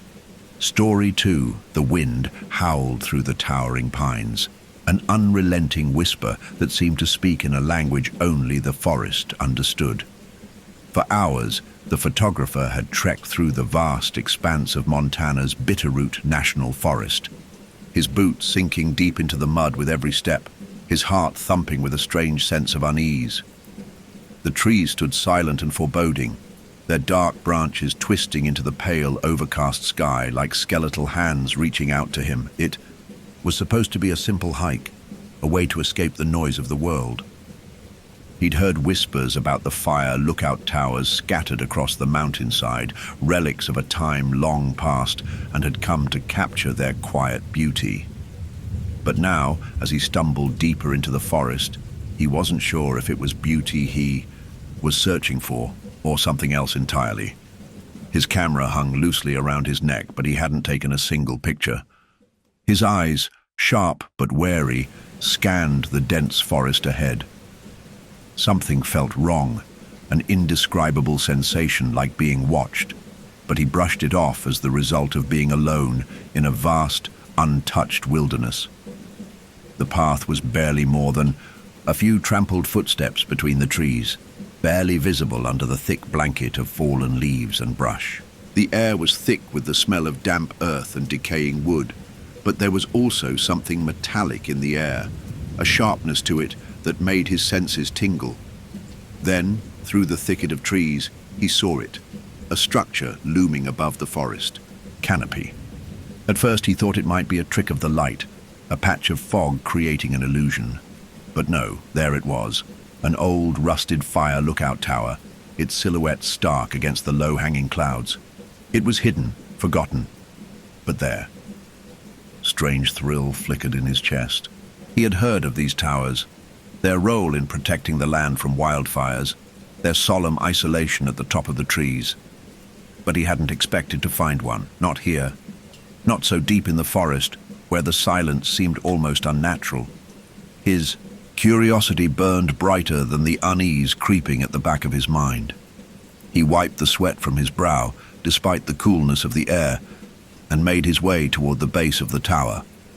The ground around the structure was uneven and covered in underbrush. As he approached the metal stairs leading up, the wind picked up again, sending a shiver through his spine. He hesitated. The tower had been abandoned for years, maybe even decades. The wind, which now howled with increasing intensity, made the metal steps creak, almost as though the structure was alive, protesting his presence. His breath caught in his throat. No turning back now. The first few steps felt solid underfoot. The cold metal railing chilled against his fingers as he gripped it for stability. His gaze drifted upward, scanning the height of the tower. It seemed to stretch endlessly into the sky, and for a brief moment, he wondered if he had made a mistake. But the idea of turning back now, of letting the solitude of the forest win, gnawed at him.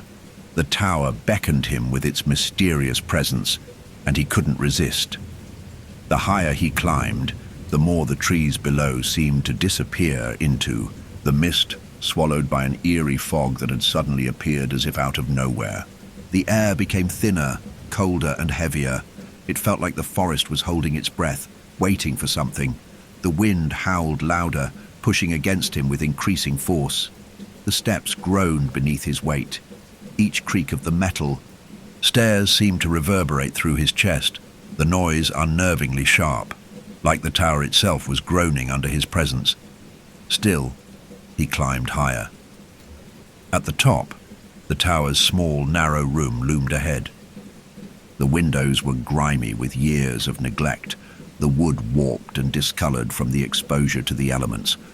As he reached the final step and pushed open the door, a stale gust of air met his face, the smell of mildew and dust heavy in the small space. His eyes slowly adjusted to the dim light filtering in through the cracked windows. What he saw froze him in his tracks. A faded ranger's jacket hung over the back of a chair, its fabric weathered and torn. It swayed ever so slightly, as though it had been recently touched by someone or something. His breath caught in his throat as he stepped inside, the floorboards creaking under his weight. The silence in the room was suffocating, oppressive. It felt as though he was not the only one there. The faint sound of his heartbeat thudded in his ears. The jacket seemed so out of place. Who had left it there? Had someone been here recently? Or had it been abandoned long ago, left behind by a forgotten soul? His gaze shifted to a small wooden table near the window. A logbook lay there, its pages yellowed with age. He approached it slowly, his hand trembling as he reached for it. The room seemed to close in around him, the air thick and stifling, as if the tower itself was holding its breath. He flipped open the book, his eyes scanning the entries. Most were filled with mundane observations, weather patterns, wildlife sightings, and fire alerts. But then, toward the end, he came across the last entry. It was a simple sentence, hastily written, as if someone had scribbled it in a rush. He's still out there, watching. The word sent a chill down his spine. Who was watching, and what did it mean? His fingers tightened around the logbook, and for a moment he considered leaving, but his curiosity, now burning brighter than ever, pushed him forward. He looked toward the window where a pair of binoculars sat abandoned on the ledge. They pointed outward toward the forest below.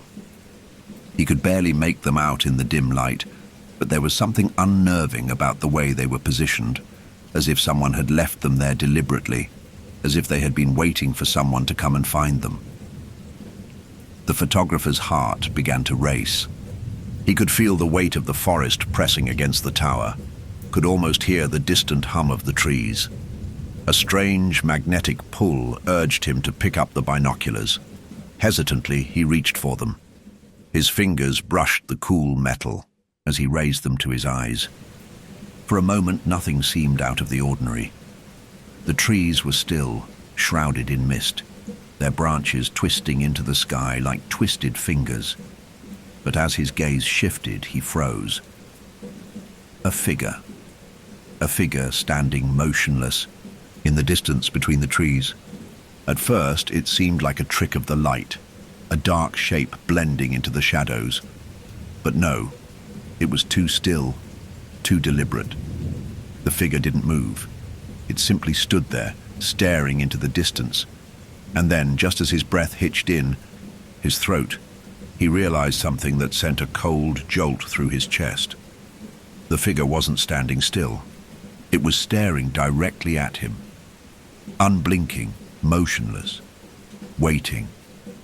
It was watching him. No, it couldn't be.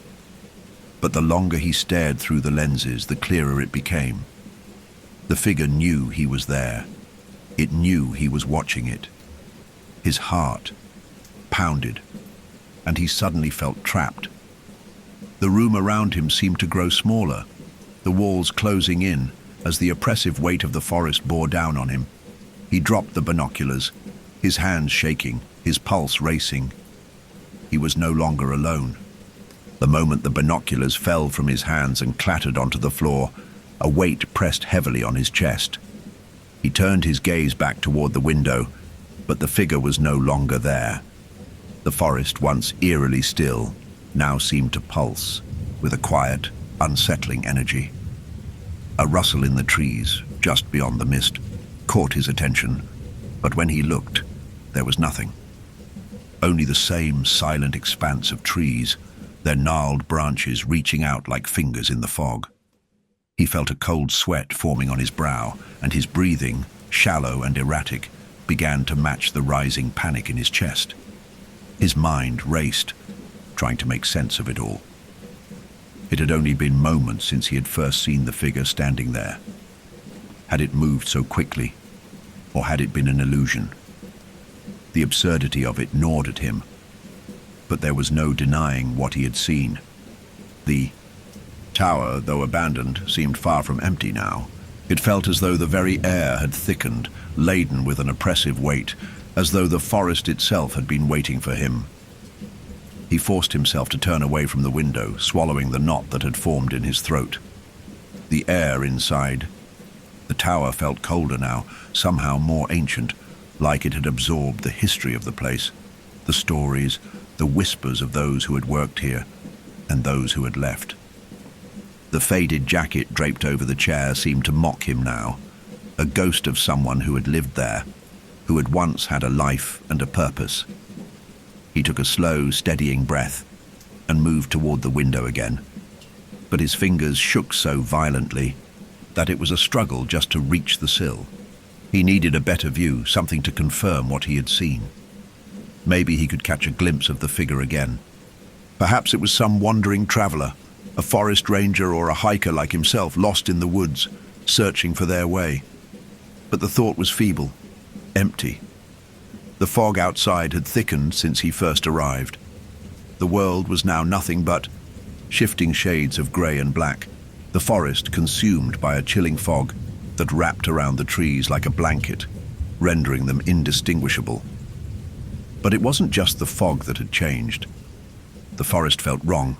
There was a tension in the air, as if something unseen was watching him, studying him, waiting. He tried to steady himself, to shake off the rising panic in his chest.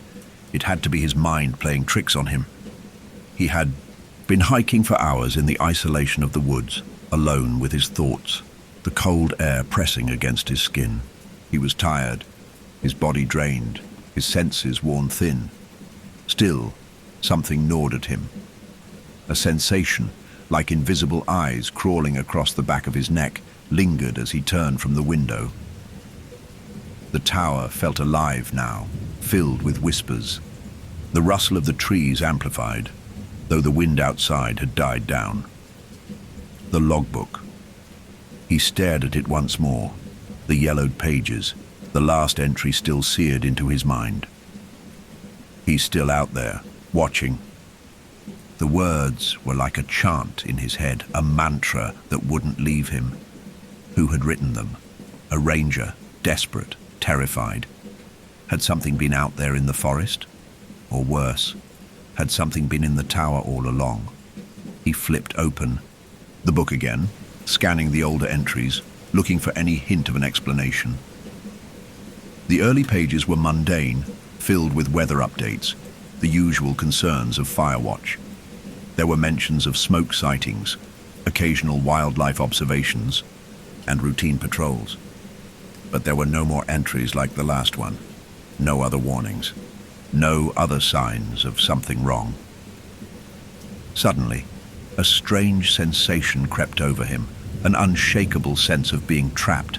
The walls felt too close now, too confining. The room had become suffocating, the air thick and stale, filled with the musty scent of rotting wood and forgotten things. He turned and glanced around. The floor creaked beneath him as he took a step toward the window, a strange urge to see outside once more.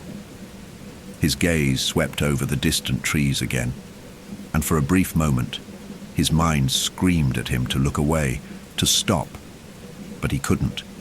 Then he saw it again. The figure. It was standing at the edge of the clearing, barely visible through the shifting fog. His pulse quickened. The figure didn't move. It didn't flinch, didn't step forward, didn't retreat. It simply stood there, watching the tower, watching him. This time, he didn't hesitate. His eyes locked onto the figure, and for the first time, he saw more than just a dark shape. The figure was tall, impossibly tall, its outline stark against the mist. It wore no recognizable clothing, no hiker's gear or ranger's uniform. Its form was vague, shapeless, but there was something undeniably human about it. But its face, there was no face. It was a blank canvas, an empty void where a face should have been, a darkness that absorbed the light. The photographer's breath caught in his throat as his mind struggled to process the sight. It was there, but it wasn't. The absence of features made the figure more terrifying than any face ever could. The photographer stepped back from the window, his heart pounding in his chest. A cold sweat broke out across his forehead. He couldn't tear his eyes away from the figure. It felt as though it were pulling him in, drawing him closer with its silent presence. The sense of being watched became unbearable. The room around him felt like it was closing in, the walls pressing inward with every second. He tried to blink, to shake his head, to break the trance. But the figure stayed. Suddenly, a creaking sound from behind him, as if something shifted in the tower's small room, broke his focus. His body froze, terror surging through him. The room, the very air, felt alive. Something was in here with him. The sound came again, a soft scrape against the wood, followed by a low, guttural growl. Not from the forest, but from behind him. He whipped around, his breath catching in his throat, but the room was empty.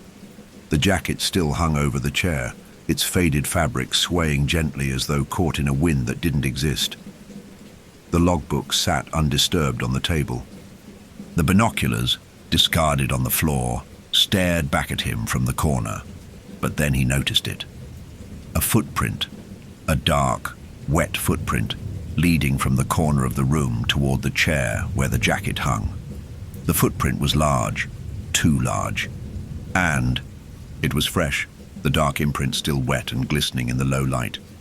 His heart stopped. He was not alone. The footprint, The single wet mark in the dust seemed to grow larger in his mind, its shape consuming his thoughts. He stood frozen, his breath shallow and ragged, trying to force himself to believe it was a figment of his imagination. But the cold, undeniable weight of fear told him otherwise. The footprint was real as the tower around him. He blinked, trying to clear his thoughts, but every second felt heavier, the air thickening with an oppressive energy. The tower felt different now. The once quiet, empty space had become suffocating, alive even. The walls closed in, the ceiling too low, the shadows too deep. His heart thudded in his chest like a drum, and his skin prickled, as though 1,000 unseen eyes were upon him. The footprint was just the beginning. A low, almost imperceptible creak of wood echoed from the far corner of the room. His gaze snapped toward it, his muscles tense, his fingers curled into fists. The jacket on the chair shifted ever so slightly, as if stirred by a breath of wind, but the window was sealed shut, and there was no draft in the room. It should have been impossible. Yet, the jacket moved again, this time more noticeably, rising, as if someone invisible were wearing it. His mind reeled. The sense of dread that had been simmering in his chest boiled over, twisting his insides into knots. This was no trick of the light, no figment of his imagination. Something was wrong. Something was here, something that had never left this place. He wanted to run. His instincts screamed at him to flee, to get out of the tower, to leave the forest, to escape whatever had been waiting for him. But his feet remained rooted to the spot, as if bound by invisible chains. It was as if the tower itself was pulling him deeper into its grasp. Another sound, this one louder, more deliberate. The scrape of metal against metal. The photographer's gaze shifted downward. His eyes widened in horror as he saw the faint outline of something moving at the edge of the room, something that shouldn't have been there. The chair, the very chair the jacket had been draped over, was slowly turning. The legs scraped against the wooden floor, an agonizing screech that made his teeth clench. The chair. It was turning toward him, but there was no one sitting in it. His breath caught in his throat. His knees felt weak. His pulse raced in his ears as he took a cautious step back, his mind desperate to make sense of what was happening. Was it the wind? Was it the building settling under the pressure of time? No, the weight in his chest told him it wasn't. Another scraping sound. Closer this time. The photographer couldn't help it anymore. His legs, trembling, began to carry him toward the door. His fingers fumbled for the knob, desperate to escape. But it was no use. The door wouldn't budge. It was as if the tower itself was holding him inside, trapping him. He pulled again, harder this time, his panic rising, but it was futile. The door wouldn't open. A soft, wet thump came from behind him, like a heavy boot landing on the floor. He didn't turn around. He couldn't. His body was paralyzed with fear, every instinct telling him to flee, but his legs wouldn't obey. The air grew colder, the silence unbearable. The oppressive darkness seemed to reach out, curling around him, suffocating him with each breath. He didn't know what was behind him, but he didn't need to. The feeling, the sensation of being watched, of something standing just inches away, was enough. And then, as if on cue, the sound of a breath. It was ragged, wet, and it came from just over his shoulder. In that instant, he snapped, whipping around. His heart in his throat, he stared into the emptiness of the room. Nothing. The chair was still facing him. The jacket still hung motionless, its fabric completely still. The room, silent as the grave, was empty. The floor was bare, except for the footprint that had left its mark on the dusty floor. But his mind betrayed him. He could feel it, the presence. That oppressive, suffocating weight. The air around him seemed to shiver, as though the room itself was pulsing with life, and then from the corner of his eye, a flicker of movement. He turned again, this time more slowly, his eyes searching the corners of the room, the edges of the shadows. Something was moving, just on the edge of his vision, there. A figure, barely visible, half formed in the dim light. Its form was obscured by the shadows, but he could see enough to know that it wasn't human. It was tall, towering even, a silhouette against the murky shadows that clung to the corners of the room. But its limbs, its arms, were far too long. And the way it stood, unnaturally still, made his skin crawl. The photographer's breath caught in his chest. His mouth was dry, his limbs trembling, his mind screaming at him to look away, to run, to leave. But the figure, that shadowy entity, wasn't done. It moved again, just slightly, an inch closer, its presence unmistakable. His fingers twitched. He wanted to scream, but his voice failed him. With horror dawning in his eyes, he realized that the entity had no face, no features at all. The space where its face should have been was a void, nothing but darkness, a void so deep it seemed to pull in the light around it, distorting the air. A soft crackle echoed through the room. The figure's limbs twitched. It was closer now. Closer than ever. The photographer's heart raced as a low, rasping sound filled the air. It was coming from the figure, no, from the shadows themselves. A guttural, inhuman sound, something between a growl and a whisper, barely audible, but deafening in the silence. And then, just as he thought he couldn't bear it anymore, the thing spoke, in a voice like the grinding of bones, like the rustling of dry leaves. It whispered his name. It was unmistakable. His own name. It hung in the air, suspended between them, stretching the seconds into eternity. And in that moment, he realized something even more terrifying. This thing, this entity, this shadow, it knew him. It had always known him. It was waiting for him to come to the tower, waiting for him to uncover the truth. A terrifying thought struck him like a thunderclap. What if he wasn't meant to find this place? What if he wasn't meant to survive? The whisper of his name, so cold, so haunting, echoed in his mind long after the sound had faded. It was a murmur, almost like a promise, but one laced with an unspeakable terror. He could feel the air grow heavy, thicker now, as if the very fabric of the tower was suffocating him. The walls seemed to close in, the shadows stretching longer, darker, wrapping around him like tendrils. He staggered back, but there was nowhere to go, nowhere to hide. His fingers grazed the logbook again, its brittle, yellowed pages offering no comfort. The soft rustling of the paper seemed louder in the silence, almost mocking his fear, as if the book itself had a memory, a life of its own, an endless record of the tower's dark history. The words on the last page, the scrawled warning that had caused his pulse to quicken, burned in his mind like a brand. He's still out there, watching. The handwriting was frantic, desperate. But who had written it? Who had been trapped here before him, facing the same growing dread, the same suffocating terror? As his fingers traced the edges of the logbook's pages, he felt an undeniable urge to read on, as if the book was pulling him deeper into its secrets, urging him to uncover what lay beneath the surface. The shadows seemed to gather around him, the cold, damp air thick with an unspoken threat. He couldn't help but feel the presence of something watching from the corners of the room, something that had been waiting for him to read. With a trembling breath, he turned the pages slowly, his heart hammering in his chest. The entries were mundane at first. The usual weather reports, sightings of wildlife, notes on forest fires.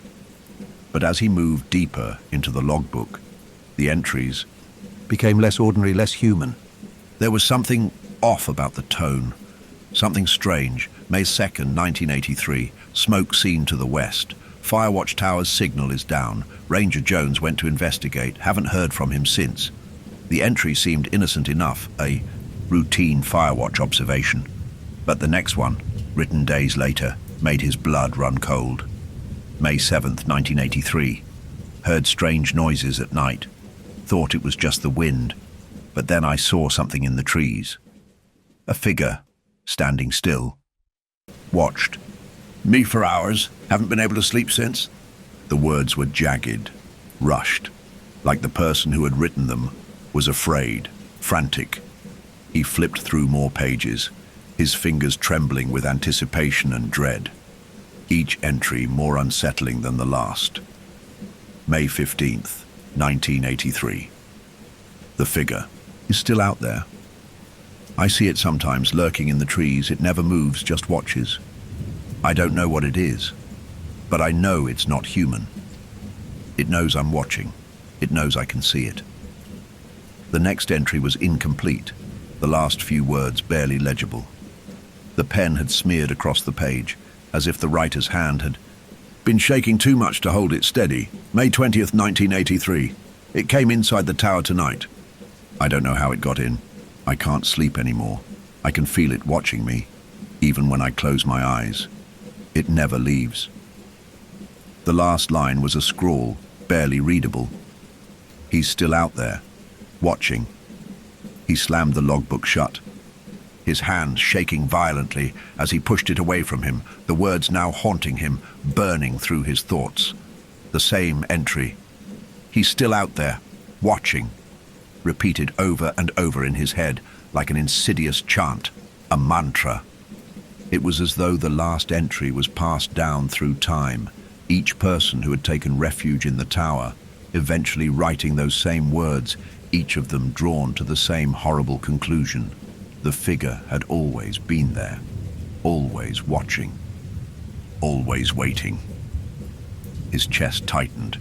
He could feel his heart pounding in his throat, threatening to suffocate him. The shadows in the corners of the room felt darker now, deeper, as if they were closing in around him, tightening their grip. He turned toward the window again, but his breath caught in his throat as he saw the fog outside had thickened even more, like a living thing, swirling and undulating in the distance. There was something out there, something that had been waiting for him. He turned back to the chair, the jacket that still swayed gently as though moved by an unseen hand. His eyes shifted to the floor beneath him, where the wet footprint had been left.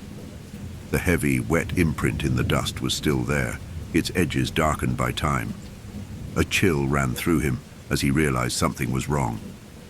The footprint was no longer alone. Another one. Another wet footprint. This one was larger. Too large. It seemed to be dragging across the floor, leaving behind a thick trail of wetness, as if something had been slowly moving through the room. His heart pounded as he traced the path with his eyes, watching as the footprint led toward the door. But no one was there. No one had entered. No one had left. His mind spun as the weight of the situation settled over him. Something in the tower was moving, something that shouldn't be. He had read those entries, seen the warnings, and now, standing in this place, this forsaken, abandoned place, he realized the truth. He was not alone. The wind outside picked up, and for a moment he thought he heard something, a faint guttural sound barely audible over the howling gusts. It was a whisper, a murmur that sent a chill racing down his spine. He spun around, but the room remained unchanged. The jacket was still on the chair, the floor was still covered in footprints. The shadows still clung to the corners, pressing closer. Then the floorboards creaked. The photographer froze. He hadn't imagined it. Something was moving. The sound was faint, like something large was shifting behind him, something that had been there all along but remained hidden in the shadows. Slowly, painfully, he turned around, his eyes scanning the room. His mind screamed at him to move, to leave, to run, but his feet remained rooted to the floor. And then he saw it. The chair. It wasn't still anymore. It was slowly, inexorably turning toward him. The jacket shifted again, rising as though it had been worn, the sleeves draped over the back of the chair. A breath, warm and wet, crawled across his neck. And then from the corner of his eye, he saw the figure. It stood there, just beyond the shadows, in the doorway that led to the stairs. Its limbs were too long, too thin, its body warped and twisted in unnatural angles. The absence of a face made the figure all the more terrifying. A void, an empty space where human features should have been. The darkness around it seemed to pulse, to breathe in rhythm with its presence. It was watching him, and this time he couldn't look away. The weight of the silence was unbearable. The figure, that dark and faceless presence, loomed in the doorway, its unnatural form swaying slightly, as if the very shadows surrounding it were alive, writhing with its every movement.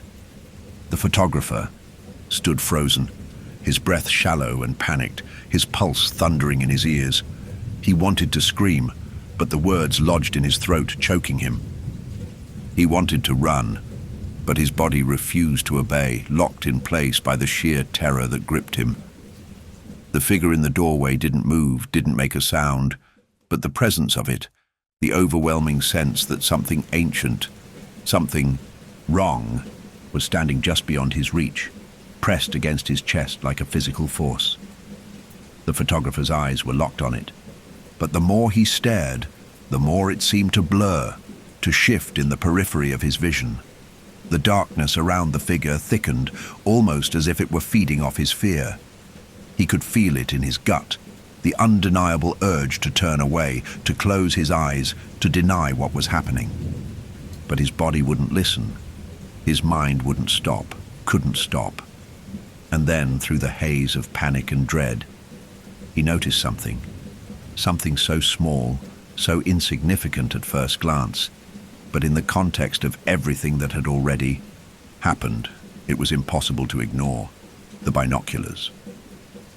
They sat on the windowsill, abandoned where he had left them moments ago. The lenses, now glinting in the dim light, seemed to call to him, beckoning him to pick them up again. He had already seen the figure once through the binoculars, but the thought of doing so again, of looking through them at that thing, whatever it was, filled him with an almost paralyzing dread. But still, the pull was there. The sensation that, if he didn't look again, he might never understand what was happening to him. The thing in the doorway, the figure, wasn't moving, not yet. But that didn't mean it wouldn't. That didn't mean it wouldn't step closer, move into the room, filling the empty space until it loomed above him, reaching out to touch him with those long, crooked limbs. He had to know. With shaking hands, he reached for the binoculars, his fingers brushing against the cold metal. The world outside the tower's windows seemed to shift, as if the very act of picking them up had caused the space around him to distort, like he had opened a door to something he couldn't close again. The lenses felt heavier now, as if they were no longer just a tool, but a gateway, a bridge to something far darker than the foggy woods outside. His hands trembled as he brought the binoculars to his eyes, his fingers still slick with cold sweat, his pulse hammering like a drum. At first, all he saw was the blurry outline of the trees. The fog outside had thickened into an impenetrable wall, and the once clear view of the forest had been reduced to a grey, shifting mist. But as his focus steadied, the trees began to take form, and something more solid, something undeniable, appeared. The figure. It was no longer a vague shape, no longer a shadow in the distance. This time, the binoculars revealed it in full, the details sharpening with every second he stared. The figure stood motionless, just at the edge of the forest, its shape impossibly tall. Its limbs were long and spindly, twisted in unnatural angles, as if the bones inside its body had been snapped and reformed in a grotesque mockery of human form. The darkness around it seemed to bleed into the air, distorting the light, twisting the trees into unnatural shapes, as though the very forest was bending to the will of the figure. Its face, or lack of face, The absence of features was the most horrifying thing. There was no mouth, no eyes, no nose, just a blank, smooth surface where a face should have been. It was a void, an empty space that seemed to suck in the light, the very air around it. And then, just as he thought he could bear no more, the figure did something that sent a shiver of ice down his spine. It turned its head, slowly, methodically, and its gaze locked onto him. He wasn't imagining it. He wasn't imagining the pull of its attention, the suffocating weight of its stare, as though the figure had known all along that he would look, that he had been drawn here to see it. The photographer's heart raced, his breath coming in short gasps. He wanted to drop the binoculars, to run, to scream, but his body betrayed him. The figure's empty face stared into his very soul, a presence so overwhelming that it seemed to fill the space around him. It knew him. It was watching him. And then, in a horrific moment of clarity, the photographer understood. The figure wasn't just watching him. It had been watching him for far longer than he could possibly imagine. It had seen him come to the tower, seen him pick up the logbook, seen him read those desperate entries. It had always been there, lurking just beyond the edge of his vision, waiting for him to look, waiting for him to know, and now it was coming. A sudden movement, something so swift it was barely perceptible, caught his eye. The figure shifted, as though stepping forward, its long limbs unfolding with an unnatural grace, as if the very air around it bent to its will. It was moving toward the tower. The photographer stumbled backward, dropping the binoculars with a sharp clatter, the metal scraping across the floor. The room seemed to close in around him, the walls pressing tighter, the shadows growing darker. He could feel the presence of the figure outside, its cold gaze lingering on him like a weight pressing against his chest. His mind screamed at him to leave, to run, to escape before it was too late. But his feet refused to move. He was frozen, trapped in the grip of fear, unable to look away from the window, from the encroaching darkness outside. The floor creaked. His head snapped to the side. The figure was gone. For a moment, his heart skipped a beat. Had he imagined it? Was it gone?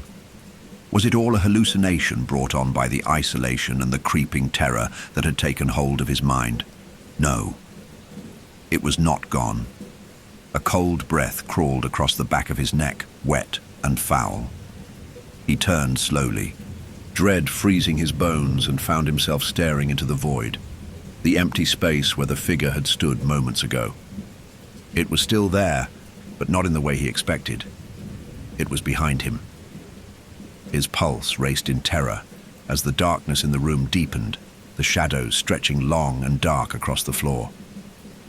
He spun around, his eyes searching desperately in the dim light, and there, standing right behind him, just inches away, was the figure. Its featureless face, its long limbs, and that void, always watching, always waiting, and it was smiling. The moment the photographer turned, every instinct in his body screamed for him to flee, to run, to escape whatever horror stood just inches behind him. His mind had already begun to break, spiraling down into the abyss of panic, but his legs wouldn't obey. They were frozen, locked in place, as though the very act of turning had sealed his fate. The air in the tower grew colder, suffocating, thick with an overwhelming sense of dread. The shadows clung to every surface, warping the room, distorting it into something unrecognizable. He could feel the figure, its presence, towering over him like a dark storm cloud, its form too large, too unnatural to be contained by the small confines of the tower room. The photographer could hear his heartbeat, pounding in his ears, louder now, each pulse a frantic, erratic beat of survival. But nothing moved. Not the figure, not the room, nothing. It was as if time itself had stopped, stretching the seconds into an eternity of torturous silence. His eyes locked onto the darkness where the figure stood, but there was nothing to see. Nothing, except the oppressive void that swallowed the light. The thing had no face, no eyes, no mouth. Only the featureless emptiness, the gaping void that seemed to reflect all the fear, all the anguish he had ever felt. And then the void shifted. It was slow at first, a slight ripple, as though the darkness itself was shifting. The photographer's chest tightened as the shape began to form. The figure's limbs stretched impossibly long, too long, the joints twisting in unnatural angles. Each movement was deliberate, predatory, as though the very act of moving was a game, an experiment, with time and space, and with every twist, with every inch the figure grew, the photographer felt a deep, gnawing horror crawling under his skin. The figure didn't make a sound. There was no breath, no shuffling of feet. It was as if it were drifting through the air, untethered to the earth. But the presence, the energy, the weight of it was undeniable. He could feel it in his gut, like a vice tightening around his very soul. And then, with a sudden, jarring shift, the figure stepped forward, closing the distance between them. His body jolted in response, but his feet still wouldn't move. His mind was screaming at him to flee, to escape into the woods, but the terror had rooted him in place. But it wasn't the figure that frightened him the most. It was what it revealed. As the figure came closer, the shadows seemed to pull away just for a moment like curtains parting. And in that brief, horrible flash, he saw something in the empty space where the face should have been. A reflection. It was him. The photographer gasped. His stomach lurched as the dark shape of the figure distorted into something far more intimate. The face that stared back at him wasn't the featureless void he had seen before. No. It was his own face, his own eyes wide with terror, his mouth agape in an unspoken scream. His own reflection stared back at him, only it wasn't his reflection at all. It was a twisted mockery, a contorted version of himself, a dark mirror staring at him through the figure's empty face. His expression was unfamiliar, grotesque, a twisted version of himself filled with an unearthly malice. The reflection was alive, moving as he moved, but its eyes, his eyes, held a deeper, darker terror. It wasn't just the terror of being trapped in this tower, in this moment. No, it was a terror that seemed to stretch back through time. A terror that resonated in his soul, echoing back to something far older, something far darker. The reflection grinned. It wasn't a smile of recognition or fear or any of the things a human face should express. It was the grin of something ancient, something that had seen lifetimes and witnessed horrors that could never be understood. It was a grin of pure darkness. The photographer's blood ran cold as the reflection slowly, almost knowingly, lifted a hand, his hand, and placed it against the figure's empty face. The photographer's own hand trembled violently, as if reacting to the touch that wasn't his own. It felt wrong. It felt as though the thing, whatever it was reaching out from beyond the glass of the tower, from beyond the confines of this world, to pull him into its own. The connection between him and the figure, a mirror of himself, was undeniable, and, in that moment, a horrifying truth began to dawn on him. The figure wasn't simply something watching from the shadows. It wasn't an intruder, a wraith, a ghost.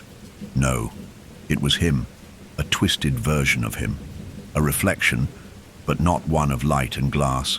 It was a reflection of fear, of dread, of the darkness he had never fully confronted. A twisted part of himself, something that had always been with him, hidden beneath the surface of his own psyche. This thing, the figure, was born of his own terror, his own deep-seated isolation, a part of himself that had festered and grown in the darkness of the forest. It had always been here, always waiting for him to look, to acknowledge it, to confront it, and now it was standing right in front of him, grinning that terrible grin, his pulse hammered in his ears as the reflection, the thing, mimicked his every movement. The grin stretched wider, too wide for any human face, the mouth contorting grotesquely as if to speak, but no words came, just an endless gnawing silence. Then, as though reading his thoughts, the figure, his reflection, spoke, not with words, but with an unmistakable feeling, a sensation that reverberated through his bones, through his very soul. It was a question, a challenge. "Do you know why you're here?" The voice wasn't audible, but the question felt like it was being pressed into his mind, like a whisper he couldn't escape. The photographer closed his eyes, but the reflection, the thing, did not disappear. It was inside his mind now, consuming him, drowning him in its empty, hollow stare. The pressure of its gaze was suffocating. "You were always meant to be here," it whispered, the words seeping into his thoughts, bleeding through his mind like ink on paper. His body trembled as he realized the horrifying truth. This tower, this place, had never been just a place of isolation. It wasn't a relic of the past, a forgotten structure left behind by the rangers. It was a prison, a trap, a place where the darkness inside of him had been waiting to take shape, to be realized. He had never been alone. He had never been the only one. The reflection stepped forward, its empty face now impossibly close to his, pressing against him like a suffocating force. He couldn't breathe, and as the figure raised its hand to his chest, its long, spindly fingers tracing his skin, he finally understood. The figure had always been waiting for him to look, waiting for him to understand. And now that he had, he was no longer the photographer. He was the reflection. The photographer's hands trembled as the reflection's fingers seemed to glide across his chest, its touch cold like ice. He could feel his heart thundering in his chest, but it wasn't just fear anymore. It was confusion too, a sudden, overwhelming realization that sent a wave of nausea rolling through his stomach. The presence in the tower, the oppressive weight, the eyes that watched him through the glass. It wasn't some entity he had stumbled upon. It wasn't a wandering spirit or a malevolent force from the forest. It was him.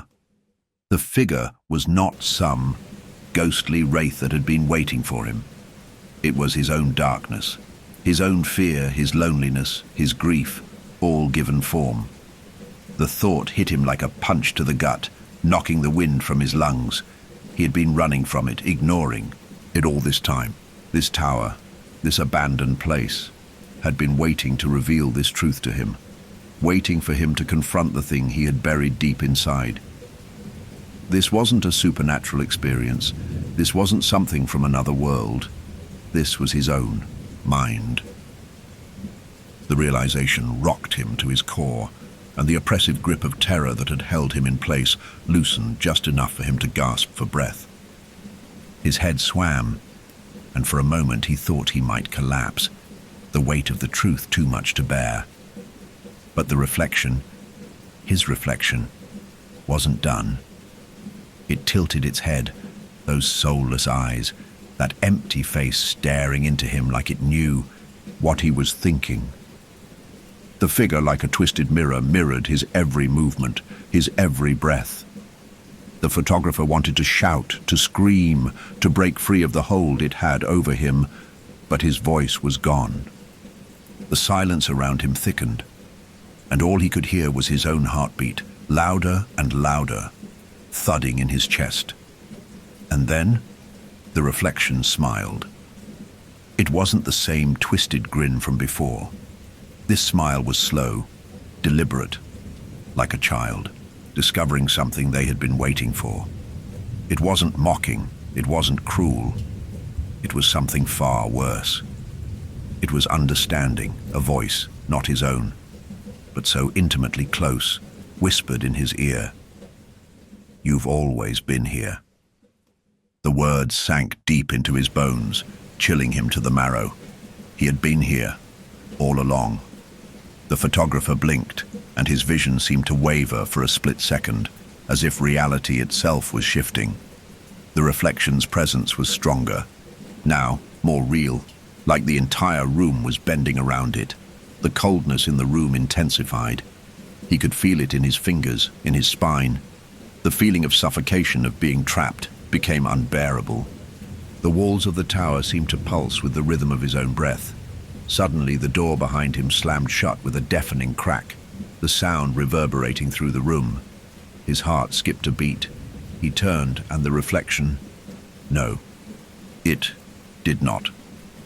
The reflection was now a mere shadow, floating just behind him, like a lingering echo. His chest tightened. His limbs felt heavy, like they were being weighed down by invisible chains. His breath caught in his throat as he realized there was no escape. The door, the stairs, the outside world, they no longer existed. The tower, with its forgotten walls and decaying floors, had become his cage, and he was the one who had trapped himself here. The dark figure in the corner, once so distant, was now right behind him, every inch a manifestation of his own deepest fears. A deep, hollow voice echoed in his mind, a voice that didn't belong to anyone but him. You can't escape yourself. The air in the tower grew thick and heavy, pressing in on him, suffocating his every breath. The whisper, "Come home," echoed again in his mind, reverberating off the walls like a sickening mantra. It wasn't just in his head anymore. It was in the very fabric of the room, vibrating through the floorboards, creeping up his legs into his chest. His body shuddered involuntarily, as though some part of him understood that the call was not just an invitation, it was a command. The photographer's eyes darted nervously toward the window again. His breath, shallow and ragged, fogged up the glass as he pressed his palm against it, feeling the pulse of the forest outside, as if it were alive, breathing beneath the mist. The trees were lost in the fog, their outlines obscured, mere shadows, twisting in the dense vapor. But he could feel them, the figures, like silent sentinels standing just beyond the glass, waiting, watching. A cold sweat broke out across his forehead. The wind outside had picked up again, swirling around the tower, making it creak and groan as though it were a living thing, caught in the grasp of something far older than the forest itself. The fog swirled, thick and unnatural, pressing against the tower like it was trying to push through to pull him into it. And then, without warning, the shadows in the mist began to move. At first it was subtle, a slight flicker among the trees, a shifting of shapes that seemed to exist only in the periphery of his vision. But then, the movement became undeniable. Figures, dark and twisted, emerged from the fog. Their forms were barely human, elongated and unnatural, like grotesque reflections of the trees themselves. Their limbs stretched impossibly long, and their heads, empty and featureless, turned toward the tower. The photographer's pulse quickened, and the chill in the air deepened. He couldn't look away from the figures, couldn't tear his eyes from their motionless forms. They were watching him, their attention fixed entirely on him. Their faces were voids, like the reflection that had haunted him before, but now they seemed to know him, to recognize him. And in their emptiness, there was a strange sense of understanding. They were waiting. The whisper in his mind grew louder, more insistent. Come home. It wasn't just the fog or the trees, it was everything. The entire forest seemed to be pulling him toward it, beckoning him to step outside. The photographer felt his body move, his feet carrying him toward the door. His legs were heavy, unwilling, but his mind was already unraveling.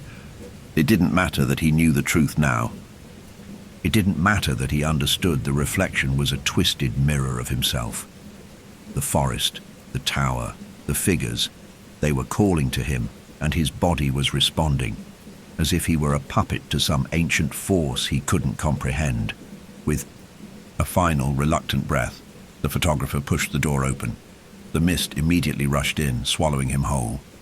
It was cold, unnaturally cold and thick, pressing against him like hands, pulling him into the depths of the forest. The world outside had transformed. The air felt different now, as though he were no longer in the same place. The trees loomed. Above him, their gnarled branches tangled like twisted fingers reaching toward the sky. The forest, once alive with the sound of birds and animals, was silent now. The only sound was the wind howling through the branches like a warning, or a welcome. The figures, those strange, elongated shadows, moved around him, circling him in the fog. They never spoke, but their presence, oh, their presence was undeniable. They surrounded him, closing in from all sides, their motion fluid and unnerving, as though they were part of the mist itself, as though they belonged to it. The photographer's breath caught in his throat. He could feel their gaze upon him, an empty, hollow gaze that pierced through him. It was the same feeling he had experienced in the tower, the sense that he was being watched, observed by something far beyond his understanding. But this was different. These weren't just empty eyes. These were the eyes of the forest, of the darkness within it, of something that had been waiting for him for far longer than he realized. They had always been here, waiting for him to step into the mist, to embrace what he had tried to deny for so long. The figures began to move closer, their long limbs reaching toward him, their bodies swaying like branches in the wind. The photographer's pulse quickened, his heart hammering in his chest. His breath came in shallow gasps as the fog thickened around him, choking the very air from his lungs. The trees whispered, their voices indistinct but familiar. The same whisper he had heard in the tower, the same words that had echoed through his mind. Come home. It was a call now, a summons, an inevitable pull toward something that he could no longer resist. His body was no longer his own. He felt the weight of the forest on his shoulders, pulling him toward the figures that were, now so close he could feel the coldness of their presence.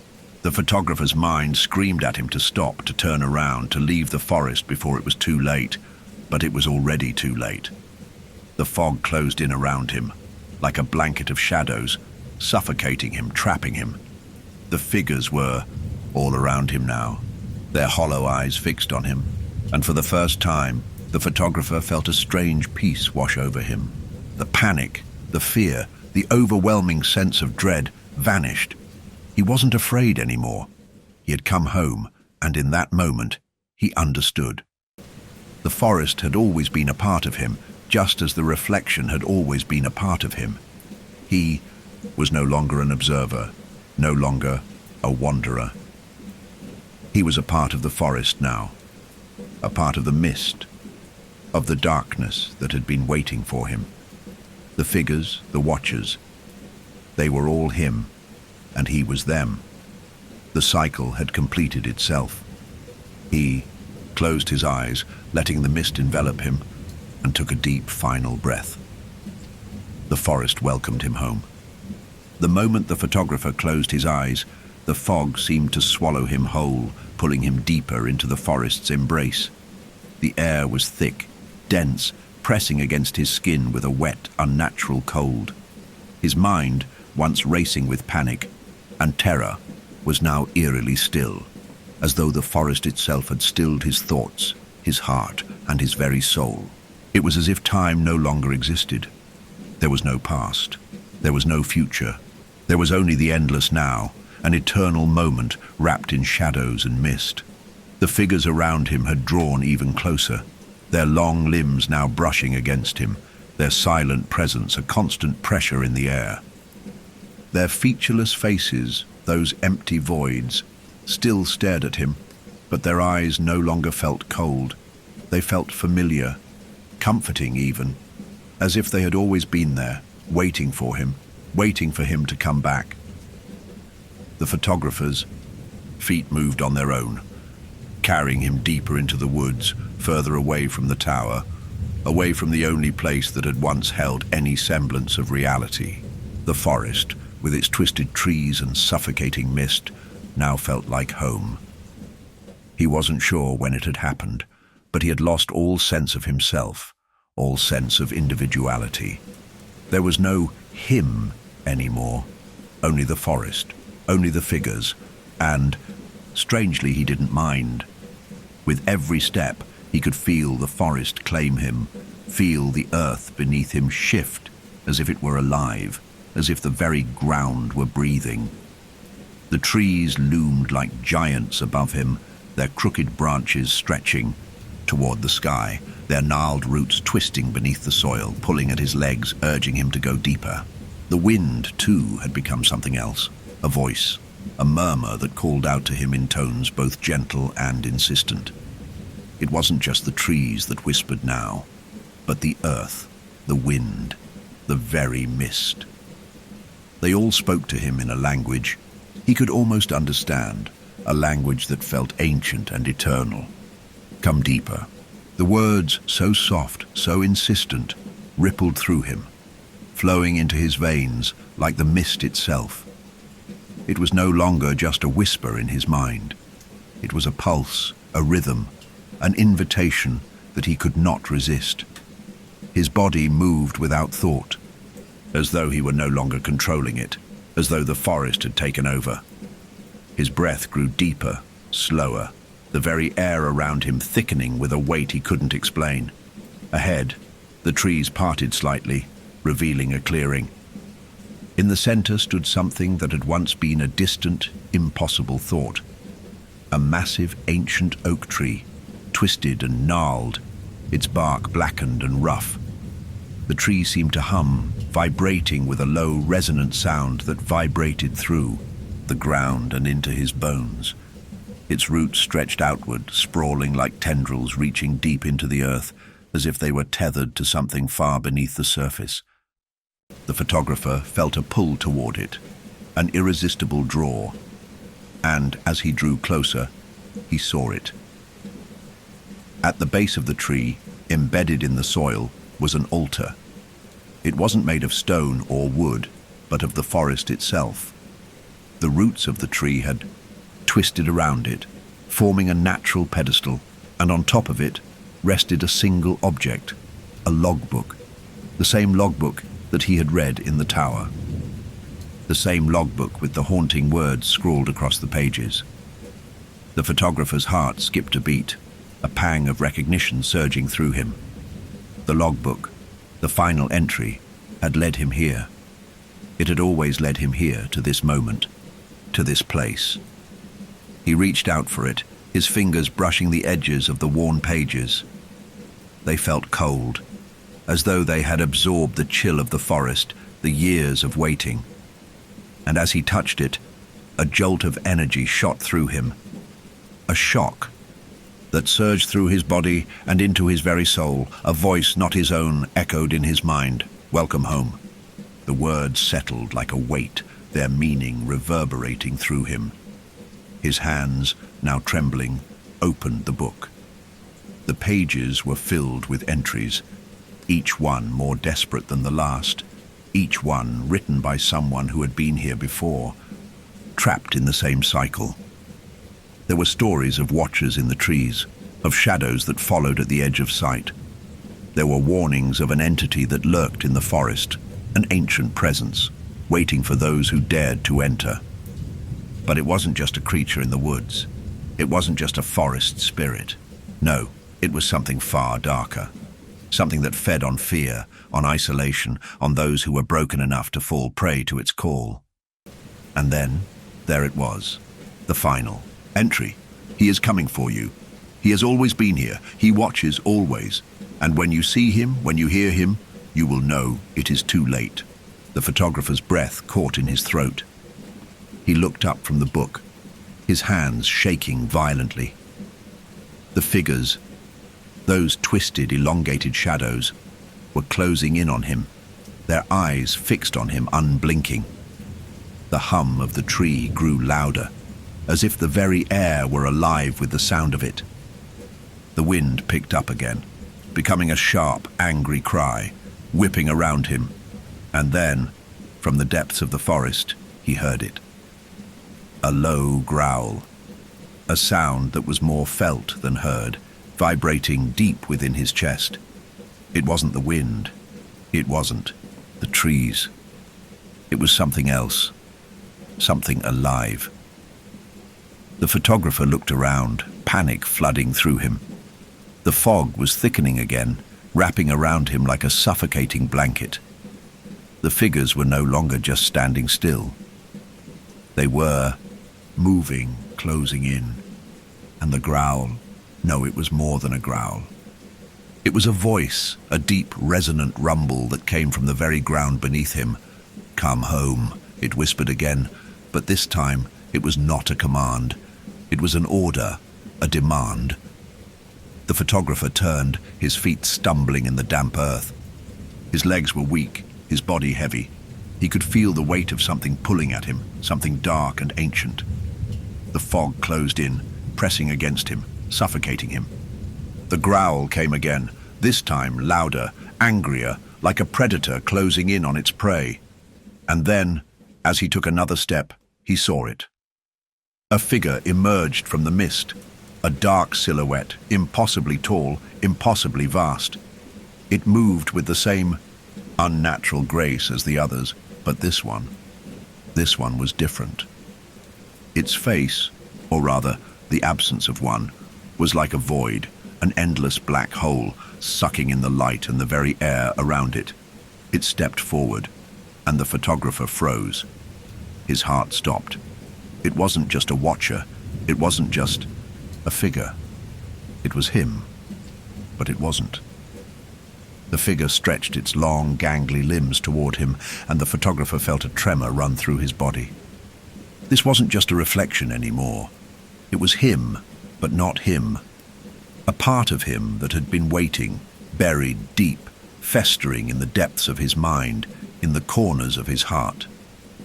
And as the figure reached out, the photographer knew with a terrible clarity that the forest had never been the enemy. The tower had never been a prison.